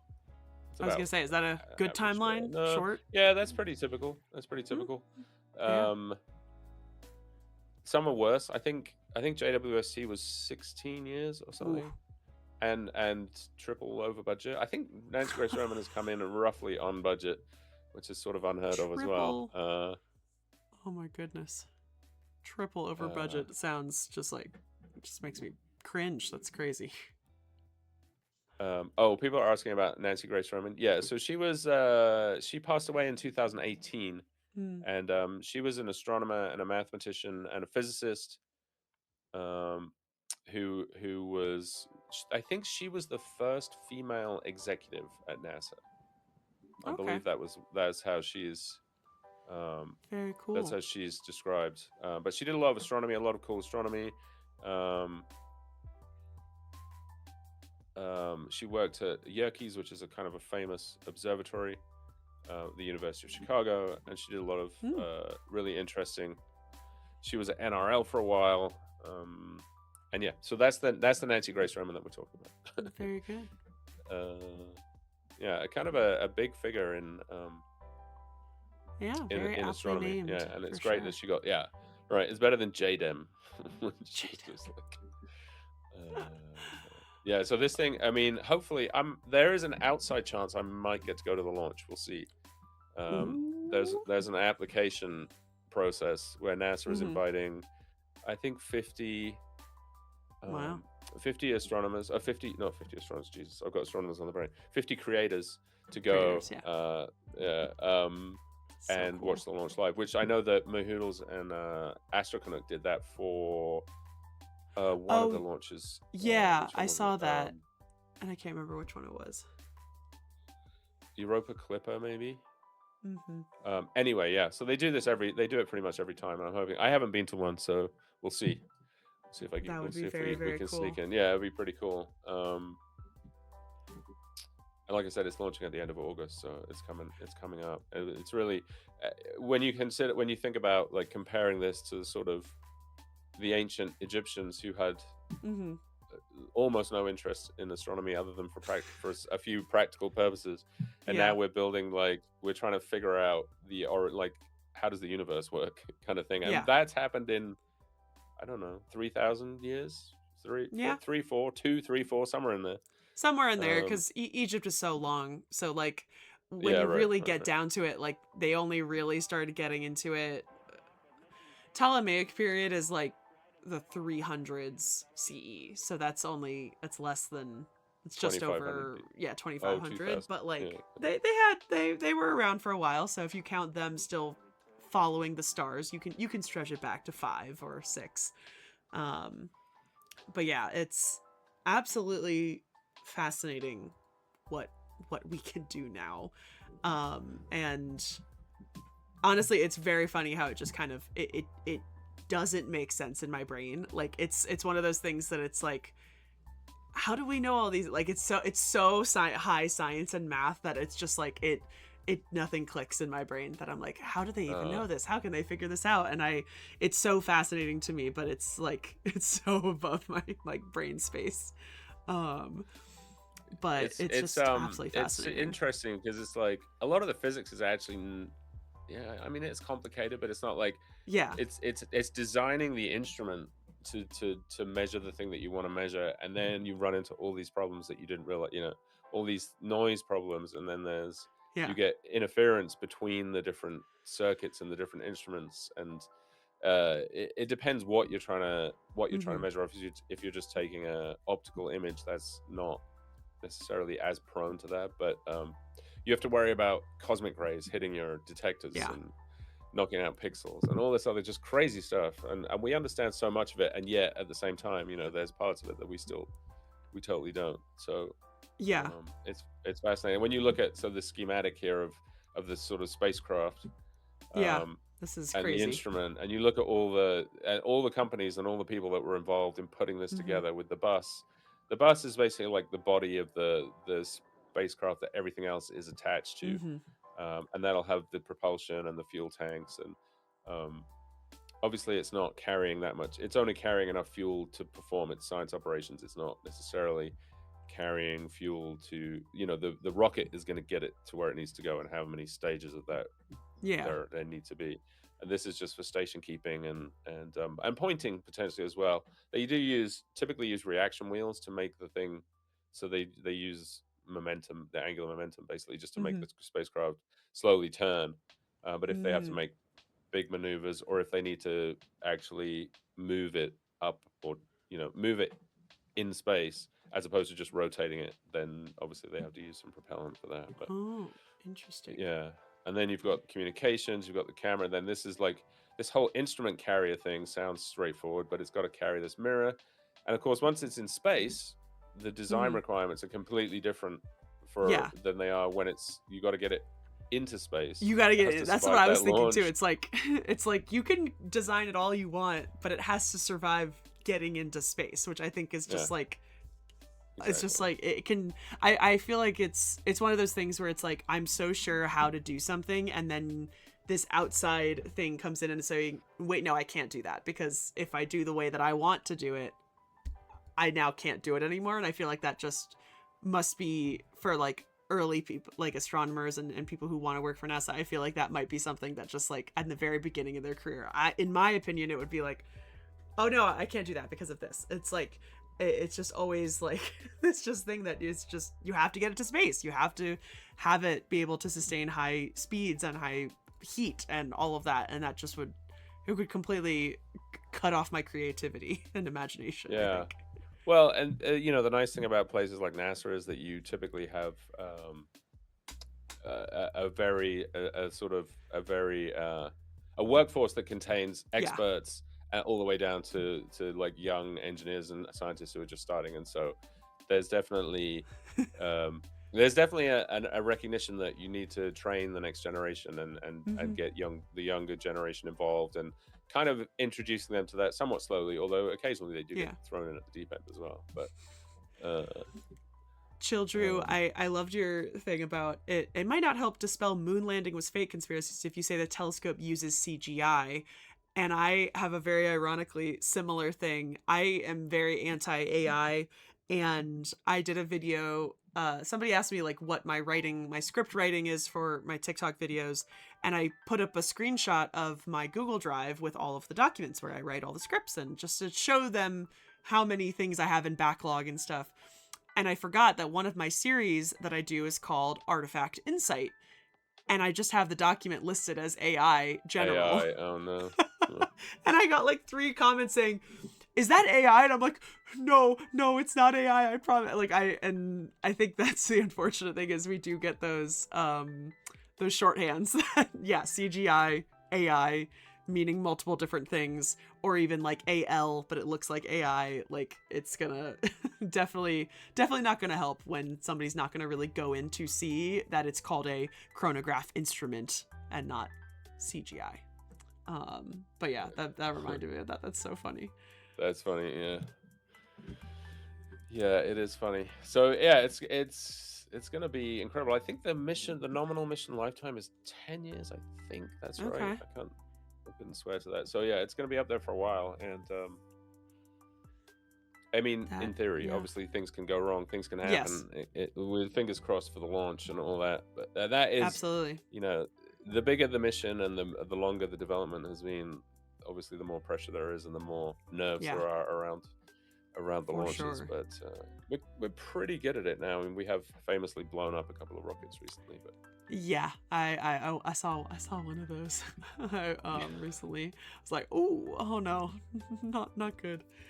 Um, but wow, this was so amazing, and it's so interesting that this is just, again, we're just constantly going out to find out more about the world outside of us, and that we are so small in comparison. It's always one of those things that just boggles my mind about Yeah, it is. how big we Yeah. are, and how small we are in comparison to how big the universe is, and that I feel like as we develop better technology, it's just going to get bigger and bigger and bigger.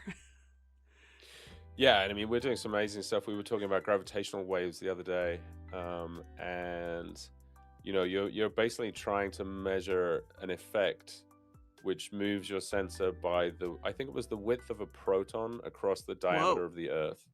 Oh my gosh. And they're doing it, and they've actually successfully done it. And then, I mean, at some point, you're like, because you have to worry about things like traffic driving past the lab. Like, there's all these things that Ah, they have to remove from the data. That the ocean, like the tides and things, move that detect. It's crazy. It's crazy. that's But yeah, I mean, and there's a plan for a space-based version of that. So they're going to do this wow. laser interferometry between satellites to that kind of precision as well.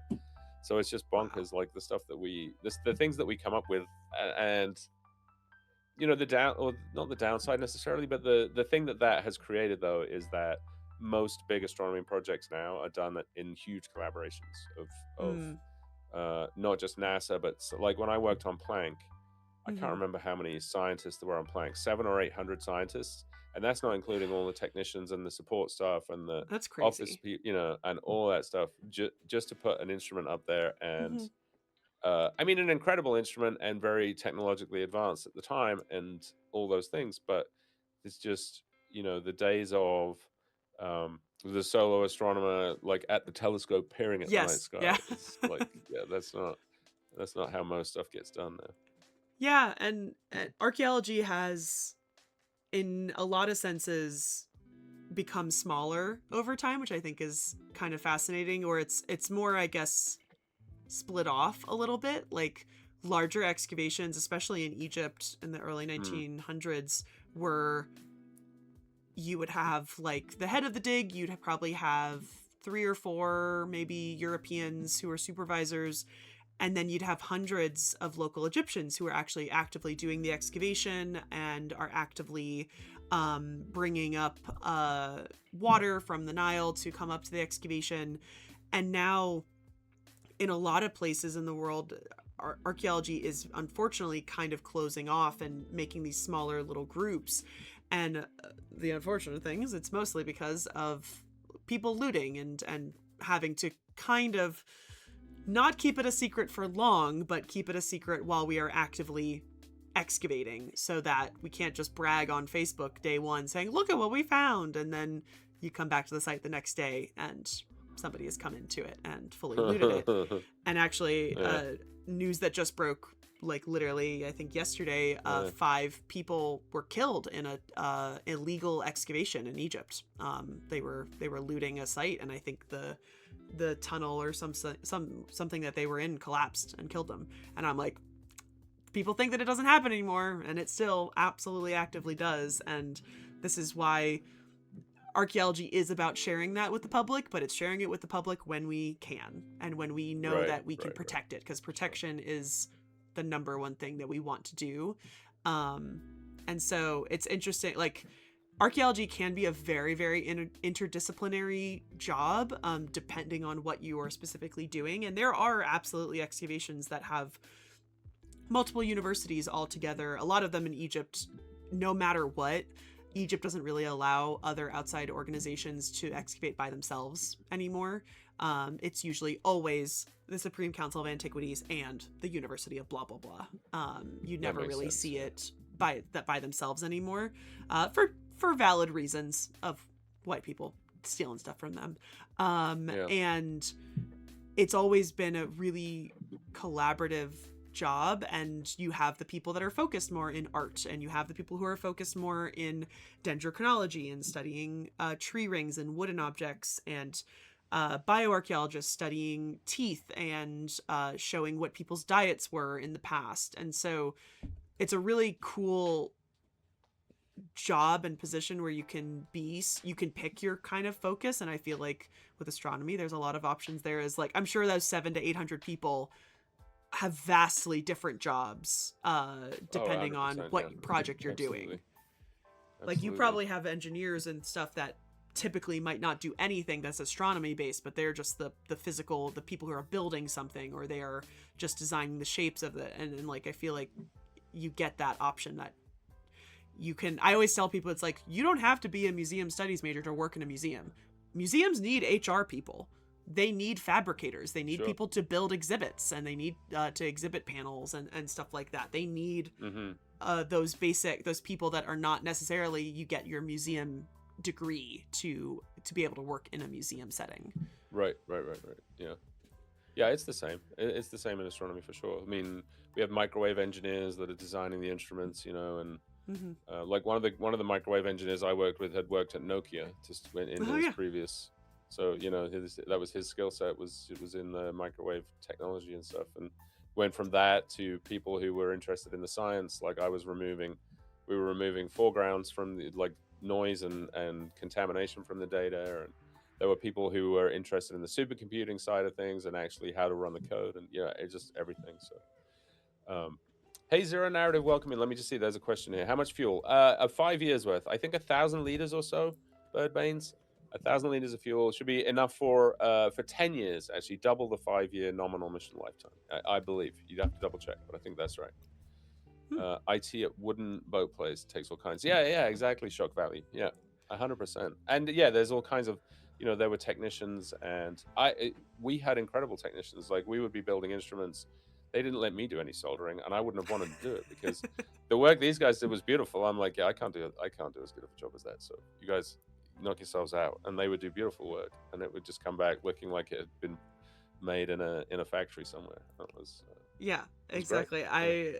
People ask me all about C14 dating, and I'm like, oh no, that's science. Like, I'm on the very, very art history side of it, and then the archaeology side of it, which, like, there are definitely archaeologists, bioarchaeologists. They can do stuff in labs and testing, and people. We, at one of my excavations, any piece of charcoal that we found, we wrapped up in tinfoil and we actually mailed to Australia. And there was somebody who was a dendrochronologist, who was an expert in burnt wood and could tell you what type of wood it was. And like, Hmm. there are so many different things that it's like, it is impossible to kind of become an expert in everything that you have to do with archaeology and with history. And it's kind of funny, I never describe myself as a historian, which sounds silly to say, but like, I, because of my more practical, like, in the field background in archaeology, I've always sort of, Hmm.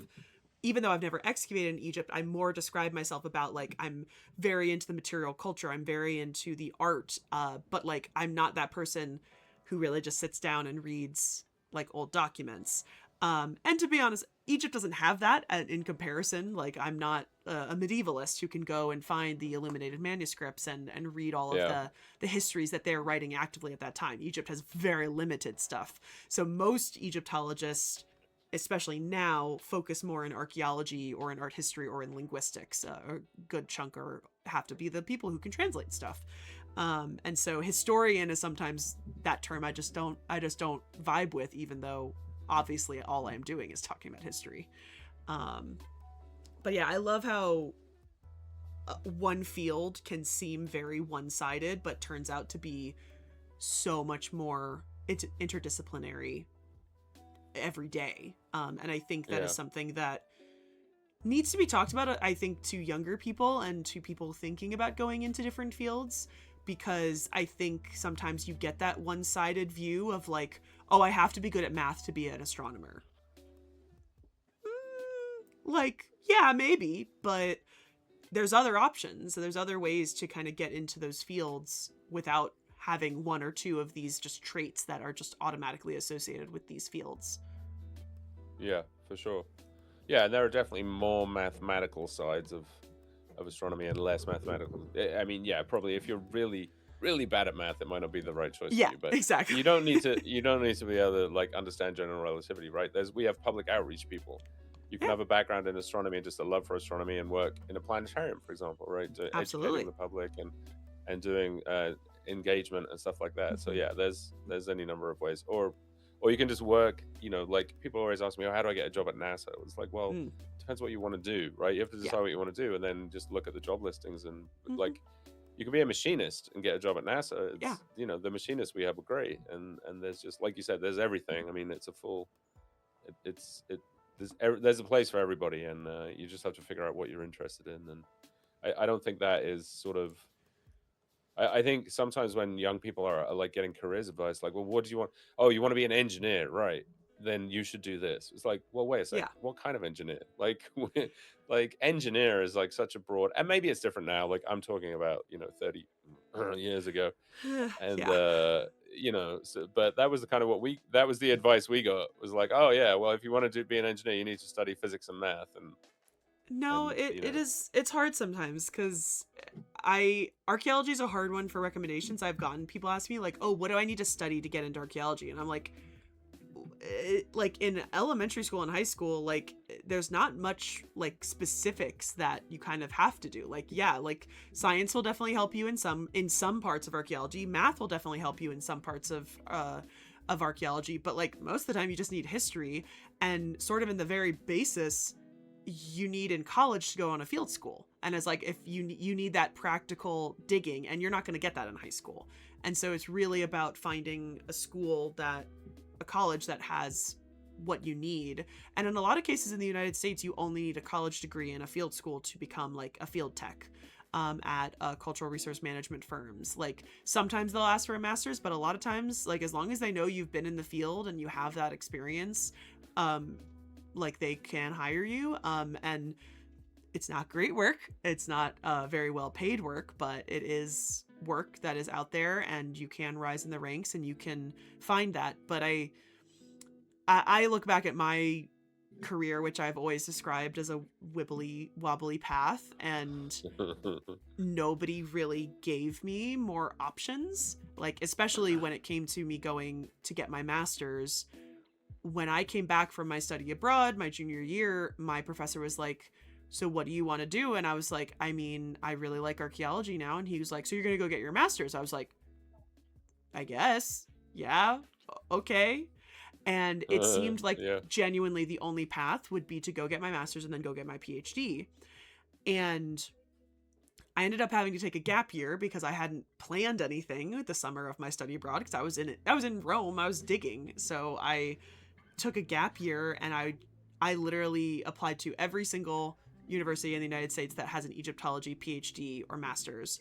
Got rejected from every single one of them because I did not understand even what it was to apply for a PhD, which is typically you have to come with a project already in your brain, which I did not have. And then just went with the only master's that I got into, and realized halfway through that this was all a mistake. And it just, it's one of those things that I tell people that I like take the time to really figure out what you want to do, because get as many experiences as you can, because I did not get the experience to figure out what I really, really wanted to do, which was more archaeology, communication, public archaeology, and like on that museum education side. I didn't realize that until I always describe two different instances, which is interning at the current place that I work, which is an archaeology museum, and being a museum educator for the summer. And then also just hearing one former alumni of our grad school come back and say, even after she had done her PhD, she realized that she wanted a 9-to-5. She did not want to have to grade after work. She did not want to have to come up with lesson plans. And I was like, oh, I don't want to do that. I was like, because that is just the natural path, is you just get your PhD and you teach. Like that is the basis. And so those two instances helped shape what I wanted to do. And so I always try to tell people, get as many experiences as you can. And it's also not shameful to be an amateur Egyptologist or an amateur historian. There are many, many people who do not actively work in the field that are either science communicators or are doing actual research and publishing things, but they are not actively working in the field. There's no shame of that. There's no shame of it being your hobby. If you're interested, if you're passionate in it, you can do that. You absolutely can. It can be your hobby. Especially because like I don't like writing papers. I have no strive to sort of write and publish papers. And so I knew that even as a professor, I would never like some universities would require me to do research and publish papers. And that was always like, no, that's not really what I want kind of in my life. So it's a hard thing to figure out kind of early on in your life, but take the time you can. Yeah, this is just my experience as well, but I think if you're in grad school and you get about halfway through and you don't think you've made a huge mistake, then you're probably not doing it right. the, the only question is which way you go, which direction you Yes. take out of the, It you go it through or has do you go been back? when I've talked to a lot of people, especially doing these interviews and stuff, I have realized it is a little bit more universal than I realized. Yeah, But yeah, I've had a lot of people that I've met that had a similar toxic academia experience that I did and went to communication. And so mm, uh, I'm very happy that we sort of have all kind of found a place to settle on as a way that we can still teach people, but just in a more informal and more chill and more accessible a lot of ways way yeah, to the world. yeah, absolutely, absolutely. I don't know. You make these decisions, and then I have to say I didn't experience a toxic, environment particularly. I think astronomy is, for the most part, there are a few professors with a reputation, but some of the Mhm. stories I've heard from like Berlin about the biology labs and places where he's worked, I'm like, wow, like I never experienced anything like that. Honestly, I feel like unfortunately mine was a very small group because Uh, have I will say I don't know a lot of people in the Egyptology community, but a lot of archaeology people I have heard are like, oh yeah, I called my professor by his first name and like we were chill, like we hung out all the time. And I was like, oh, I once accidentally called him just by his last name and without doctor, and he got really mad at me. I was like, huh, okay. Like was oh purposely wow, oh told yeah, yeah. was purposely told that on our first day of Egyptian language class that my professors killed me teaching me this and I'm going to do the same to you guys. Like, so I'm like, I feel like ours was sort of an exception, but I have heard other things about just they wanted it to be so much Egypt. Like I think some Egyptology people think of it as so much more highbrow than other archaeology or other history fields. And I I see. think that is, I haven't heard a lot of other really toxic ones, but yeah, mine was pretty bad and was enough to literally put me off of ever getting a PhD again because I'm just terrified of ever seeing them again or uh, Hmm. going and doing more papers and things That's like that. unfortunate. So, I'm sorry to but hear yeah, that. it is. But it also it woke me up. Like it genuinely, I knew that being a professor was not going to be a thing that I really wanted to do. Because again, I just like I've decided it's like if I ever taught any class, I would never do essays. I would never do papers because I hate grading papers. I have really bad like grammar and like all the like like all of that I would never do. Everything would be multiple choice. It would be the chillest class ever. Like we would not any formality is going out the door because it just would. And I do think something I did notice is that a lot of people who go into professorships, um there's no requirement to ever take a teaching course. And it's one of those things that Right. it's always like there are some people that are brilliant and they are so smart and they are writing amazing papers and amazing books, but they don't know how to communicate that to regular people or to students. And I think that honestly should be a requirement in a lot of other fields that if you're going to become a PhD professor, you have to get, because just like an elementary school or high school teacher, you have to get a master's in teaching. Like you have to have that. And it just kind of boggles my mind that a lot of professors like don't have that and they're sort of forced to teach just so they can get funded for research in a lot of cases or funded for an excavation. And it's just an unfortunate like why are we making these people do it if they are torturing students and hindering their learning. Yeah, absolutely. Especially when you consider how much it costs to go and be abused by those professors. I know. Oh my god, yes. Oh my god, yes. It's Um, genuinely awful.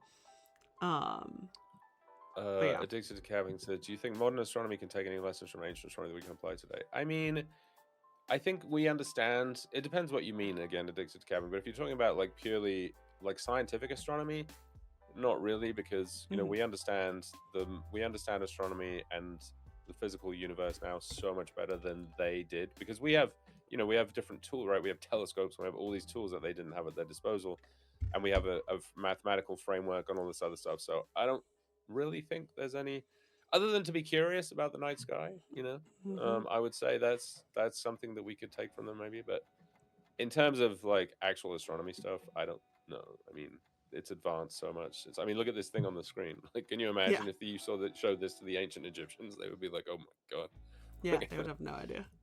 Yeah. Did you, in your PhD or any classes, did you ever take like a history of astronomy course and learn like a lot about this? Is that a requirement or an elective that you've It's seen not a in? requirement, but I did. Yeah, I just took an Okay. interest in it, and I took like a scientific writing and Hmm. class, which was based astronomy, which was based around astronomy, and it's just something I've always been interested in, the history of it, and I think the personalities are, to me, that's the kind. Yeah, the history of it from a um like a technical perspective and the things that Hmm. people discovered is one thing, but the personalities and Yeah. like the environment they were working in and how they kind of extracted this knowledge with Hmm. very limited tools in some cases, right? And they just looked at the world around them and they were like, "Oh, I wonder if this works that way." And then they set about trying to disprove one way or the Yeah. other. This is like the very early origins of the scientific method, and that to me, I think that's fascinating. But like some of the beefs Absolutely. that there's been in history and stuff, like that's the best. That's the best stuff. Yeah. It's one of those things I love asking people in other fields because um in history we have it's not always a requirement, but I took a class on it which is called historiography, which is the study of history, and it's looking at how people have studied history in the past. And I've always been very curious about other fields. And one of the museums I work at is an apothecary, so a old pharmacy. And I've asked people whenever people come in about medical fields, because we do most of the time we get people who are nurses or pharmacists come in to see our space. And I'm always like, did you guys ever have a class about the history of pharmacy or the history of medicine? Because I think it does help educate you and see how people have changed over time. And in some cases, especially with the history of medicine and pharmacy, like there are practices back then that actually do lead to things that are still used today. And I have found most people never did it unless they like had an elective and they were allowed to sort of choose it. Yeah, And yeah. I've always just found it as something that I feel like should be a requirement in a lot of people's fields, because understanding the past of your field, especially when even looking not as far back and just looking at the history of Egyptology, and you have to have that understanding of like how people in your field have talked about this before, and also like you said, how their environment around them has influenced them to do, let's say, stupid shit, and sometimes others not as, and sometimes make discoveries, but like how all of these Europeans didn't see the Egyptians as these elite people and saw them as inferior. And so they put on this theory that, oh no, the people who built the pyramids, they weren't Africans, they were Europeans, and they came over and Oh, took them sure. over. Yeah. And it's all Right. based on their sort of knowledge of the world and their perceptions and perspectives. And so I've always felt it very like important that I feel like people should learn the history of their field, and especially unfortunately with Egyptology, where we're honestly having to answer for a lot of the Mm. atrocities that have happened. And there are plenty of fields, medical field included, that you have to answer to some of the stuff that was maybe not very ethical at the time. And so I always find it very fascinating about like what classes are being offered and why they don't offer history classes. History should just be imbued into everything, honestly. Yeah. Yeah, I mean, of course, it is difficult with a lot of times you're trying to cram Yeah. so much, so many classes into such a small amount of time that something has to get left out. But yeah, I mean, the history of astronomy is littered with like Tycho Brahe was this crazy, like he was a party animal. Apparently, this was like 1550-ish to Yeah. 1600 or something. He died fairly young. He drank himself to death. I don't remember. Anyway, he was an amazing observational astronomer. He gathered mountains and mountains of data. But he didn't share it with anybody. He didn't trust other astronomers. He thought they were going to steal his data. He had like lost his nose in a duel, and I don't know. He had it was crazy times. And then his student was Kepler, and Okay, Kepler yeah. became his student because he wanted to get access to the data, and he knew that he was the only way that he had a chance of getting access to the data. Um, was Just by gotta becoming a sneak on student. in. But Brahe kind of figured this out, and he's like, no, no, no, I'm not giving you any of my data. And then before that all played out, Brahe actually died, and He so dies. Kepler got the data. Kepler got the data anyway. Oh my god. Yeah, it's crazy. It's crazy times, that whole story. But there's all kinds of episodes. He was one of the Yeah. more colorful ones, but No, I love there's those. all I kinds of love that stuff. There's always someone. It's just a little odd. It's just like stealing stuff. There's a I always want to pronounce it as Schiaparelli, but it's I think Schiariapelli, this Italian Egyptologist that which I don't even want to say Egyptologist, technically explorer, who because he's coming from an era before actual archaeology. And apparently he just had a beef with like every big archaeologist slash explorer who are stealing stuff and taking stuff to put in museums in Europe. And apparently he just would like send out like hordes of men to like kind of like attack different archaeological sites. And like Oh apparently my it was god. a little bit more violent than like most archaeology would be described. And that like most people like these big names of like Belzoni like were terrified and kind of hated this guy. And I didn't discover that until much recently, and I was like, oh, so that's why the Oh Turin my god. Museum has a lot of Egyptian objects, because this guy just started going crazy. And that's not even to top all of the explosives that was used in early archaeology. Right.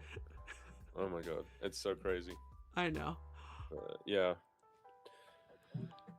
Addicted had another question for you. What is the most frustrating Oh. side of astronomy?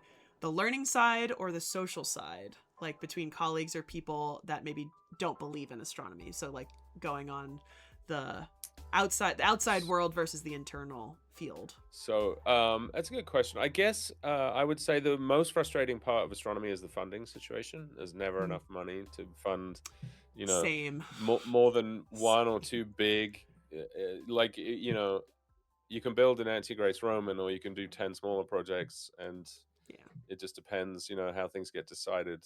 So that can be kind of frustrating, and there's not, like NASA's whole budget is like $24 billion a year. That's it for the whole everything that NASA does, which is not a huge amount. It sounds like a big number, but it's not a huge But amount it's of money. not, yeah. Yeah, I mean Elon Musk probably has that laying around in his couch or something. But Yeah.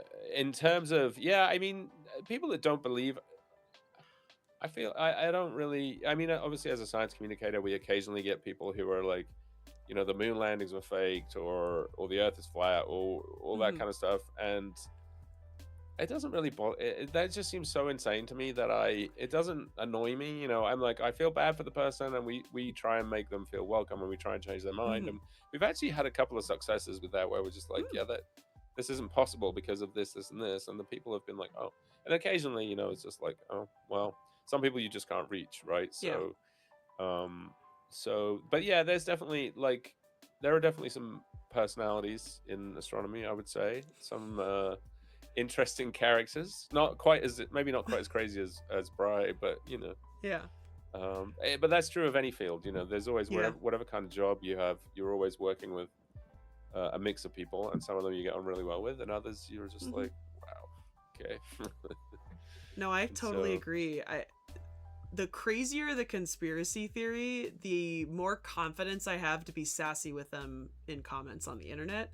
Um uh, like the the ones that are like much closer to home, that are harder to like talk about, like that could be possible, or they are just like very complicated topics like race in the ancient Egyptians, and like homosexuality and like things like that, like mm, are more difficult for me to talk about actively. But it's like if somebody just comes in and says what's under the pyramid, or are we gonna find, is Cleopatra there's a crazy Reddit theory that we looked into that Alexander the Great is Tutankhamun, and that one I'm like, like it's so convoluted and stupid, and it's just connecting coincidences about them both being rich. Like that's like the very basis of it, is that they're both Uh, being rich, and they both used, and that Alexander the Great used a name that Tutankhamun had. And I'm like, well, okay. And that's then conclusive proof right there. yeah, conclusive So, proof, absolutely. And so yeah, so the crazier something is, the less like I try. We'll just be honest. yeah. But yeah, I could understand that completely, that it's just like when it gets, you can't change people's minds, and there's so many minds. I'm glad that you don't seem to get that much of the crazy people, because I get them so We often. really don't. I would. What Oh do you my say? god. Chat's better than me, but I would say it's like less than one a month. Oh my Less than god. one a month. Yeah. We're very I grateful. mean, We don't in get just in as, chat. I mean, in yeah. chat on Twitch, not like. Yeah, I Yeah. mean the YouTube videos. The comment section of the YouTube videos is a whole other thing. Yeah. Ours, we don't get as much on Twitch chat. We get a lot on TikTok chat. At the very Hmm, beginning when I'm live there, and it I was see. crazy when I first started posting on YouTube, and now it's actually calmed down, and now it's Facebook is the crazy place, which I should have known. Obviously, it's the crazy place, but yeah, YouTube has calmed down luckily in the past couple of Yeah. months.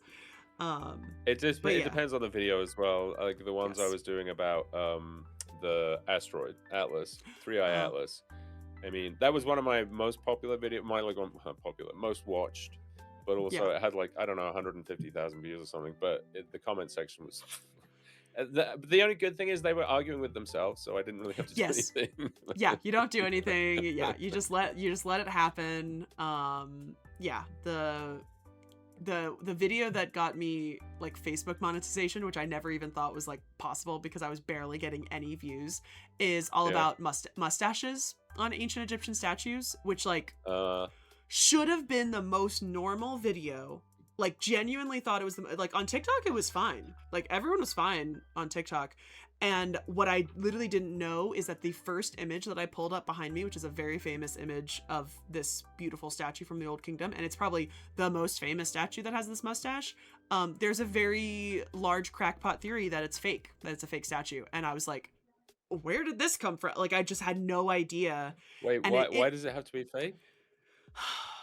Oh, here's actually, like you know what? Never mind. No. I'm sorry. the very basis of it is it's too nice. That's the very basis of it, and that it's unique. Like those are the two main points, is that it's unique and it's too nice. And I'm like, do you guys understand that this is the statue of the son of Khufu, the son of the great pyramid builder, who is literally a vizier?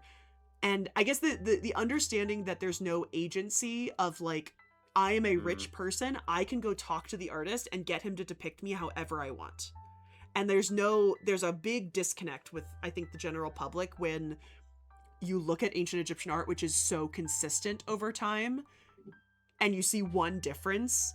And it's again, the bust of Nefertiti also gets a lot of hate that it's fake. And there's a lot of these objects that when you look at it, why they're claiming they're fake is because they're unique. They're different. mm, And I'm just mm. like, there's just normal stuff. And there's also a small paint drip on the back of his neck, which is also why people think that it was made in the 1800s, in the late Uh, 1800s. And I'm like, uh, artists make obviously, mistakes. obviously, Like, no Egyptian would ever make a paint drip. no, they would never. They would never. Um, but yeah, That's crazy. Otto, what did you ask? Did you ever get it called a paid government disinformation agent? Yes. I've been not like I'm a government, but they have said that like, oh, like they're paying you to say that, and I'm like, who's paying me? Where are they? Yeah, Like yeah. like Where's the my Egyptian check if I'm government? being paid?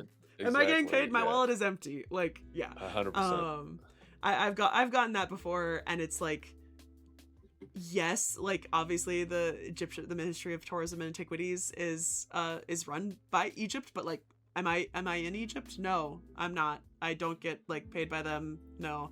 But Yeah, yeah. I'm sure you get that with NASA, unfortunately, because it is Occasionally a we lot have of people this. break out the oh you believe all this stuff or oh Yeah, yeah I don't know like yeah I it's mean so hard. I It's so hard. it is what it is. You put yourself out there, you know it's gonna happen. So Yeah, absolutely.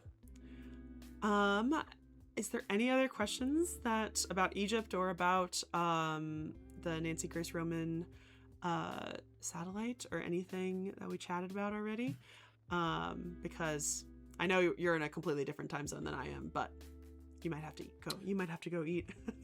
I'm gonna grab some food, and then actually we're rolling straight in. So we just hit 4K Oh, followers the other day. So congratulations! thank you. Yeah, we're having our Yeah. 4K follower party after this. I don't know what we're gonna. I have no idea what we're gonna do, but we usually do like marbles on stream and goof around, watch some Oh yeah, videos and amazing. play some games. But yeah, But that's yeah. it. That's my whole plan for the rest of the day, if Hey you can man, call that a plan. my plan is to make myself an ice cream cone and go to bed Ooh, because I don't have work sounds tomorrow. actually really good. Um, but yeah, thank you so much. Obviously, we raid into your channel a lot, but if anybody else has any questions on my channel, feel free to put them in the Discord and I can send them Nerdino's way. Oh, I know who you're talking about, Sir Yogi. He's not actually in charge anymore, so we don't actually have to worry about him. But I've actually met him. He's like one of the one famous Egyptologists that I have met in person, and it is not a great impression, but that's okay. Yeah, he was actually only in charge for like a couple months before the 2011 revolution, and then he got ousted, and then got put back in, and then got ousted again. So he has his own archaeology firm, and that's fine. But otherwise, we don't need to worry about him that much. But yeah, the drama of fun people who I did not realize that the public had such a bad perception. I thought it was more of an internal Egyptology thing, and then I discovered, oh wait, actually the public doesn't like him either. That was a new one. That's funny. Well, listen, Melissa, thank you so much for having me on. I really appreciate it, and thanks to your chat for making me feel welcome. And it's been a super interesting discussion of all things astronomy and Egypt. Hi, Ludo. And other rabbit holes that we've. Oh, nice. Hi, Ludo. I will do welcoming in just a second because we're just saying goodbye to Nerdino. But thank you guys for coming on in. I'll stay on for a little bit longer, Otto. We'll chat for a little bit. But yeah, thank you so much, Nerdino, for coming on. And when we ever get any new astronomy news, we would love to have you back. Absolutely, yeah. Well, maybe when Roman is up and getting some data, we'll talk about what we've discovered. That would be super cool. The fun thing that's also happening in August, which I will unfortunately not be able to see, is they are getting a full eclipse over Luxor, and I am very sad that I will not be there, but I will probably be sharing a lot of pictures of that in August, because it's supposed to go like literally right over all of the amazing temples in Luxor. They must have planned it that way. Yeah, they must have. Yeah, someone was definitely paying them to plan it that way. Ministry of Tourism and Antiquities, just big pyramid. Big pyramid. Exactly. Yeah. Well, thank you so much. All right, thank you too. Yeah. Have a great evening. Bye, guys. See you later. Bye.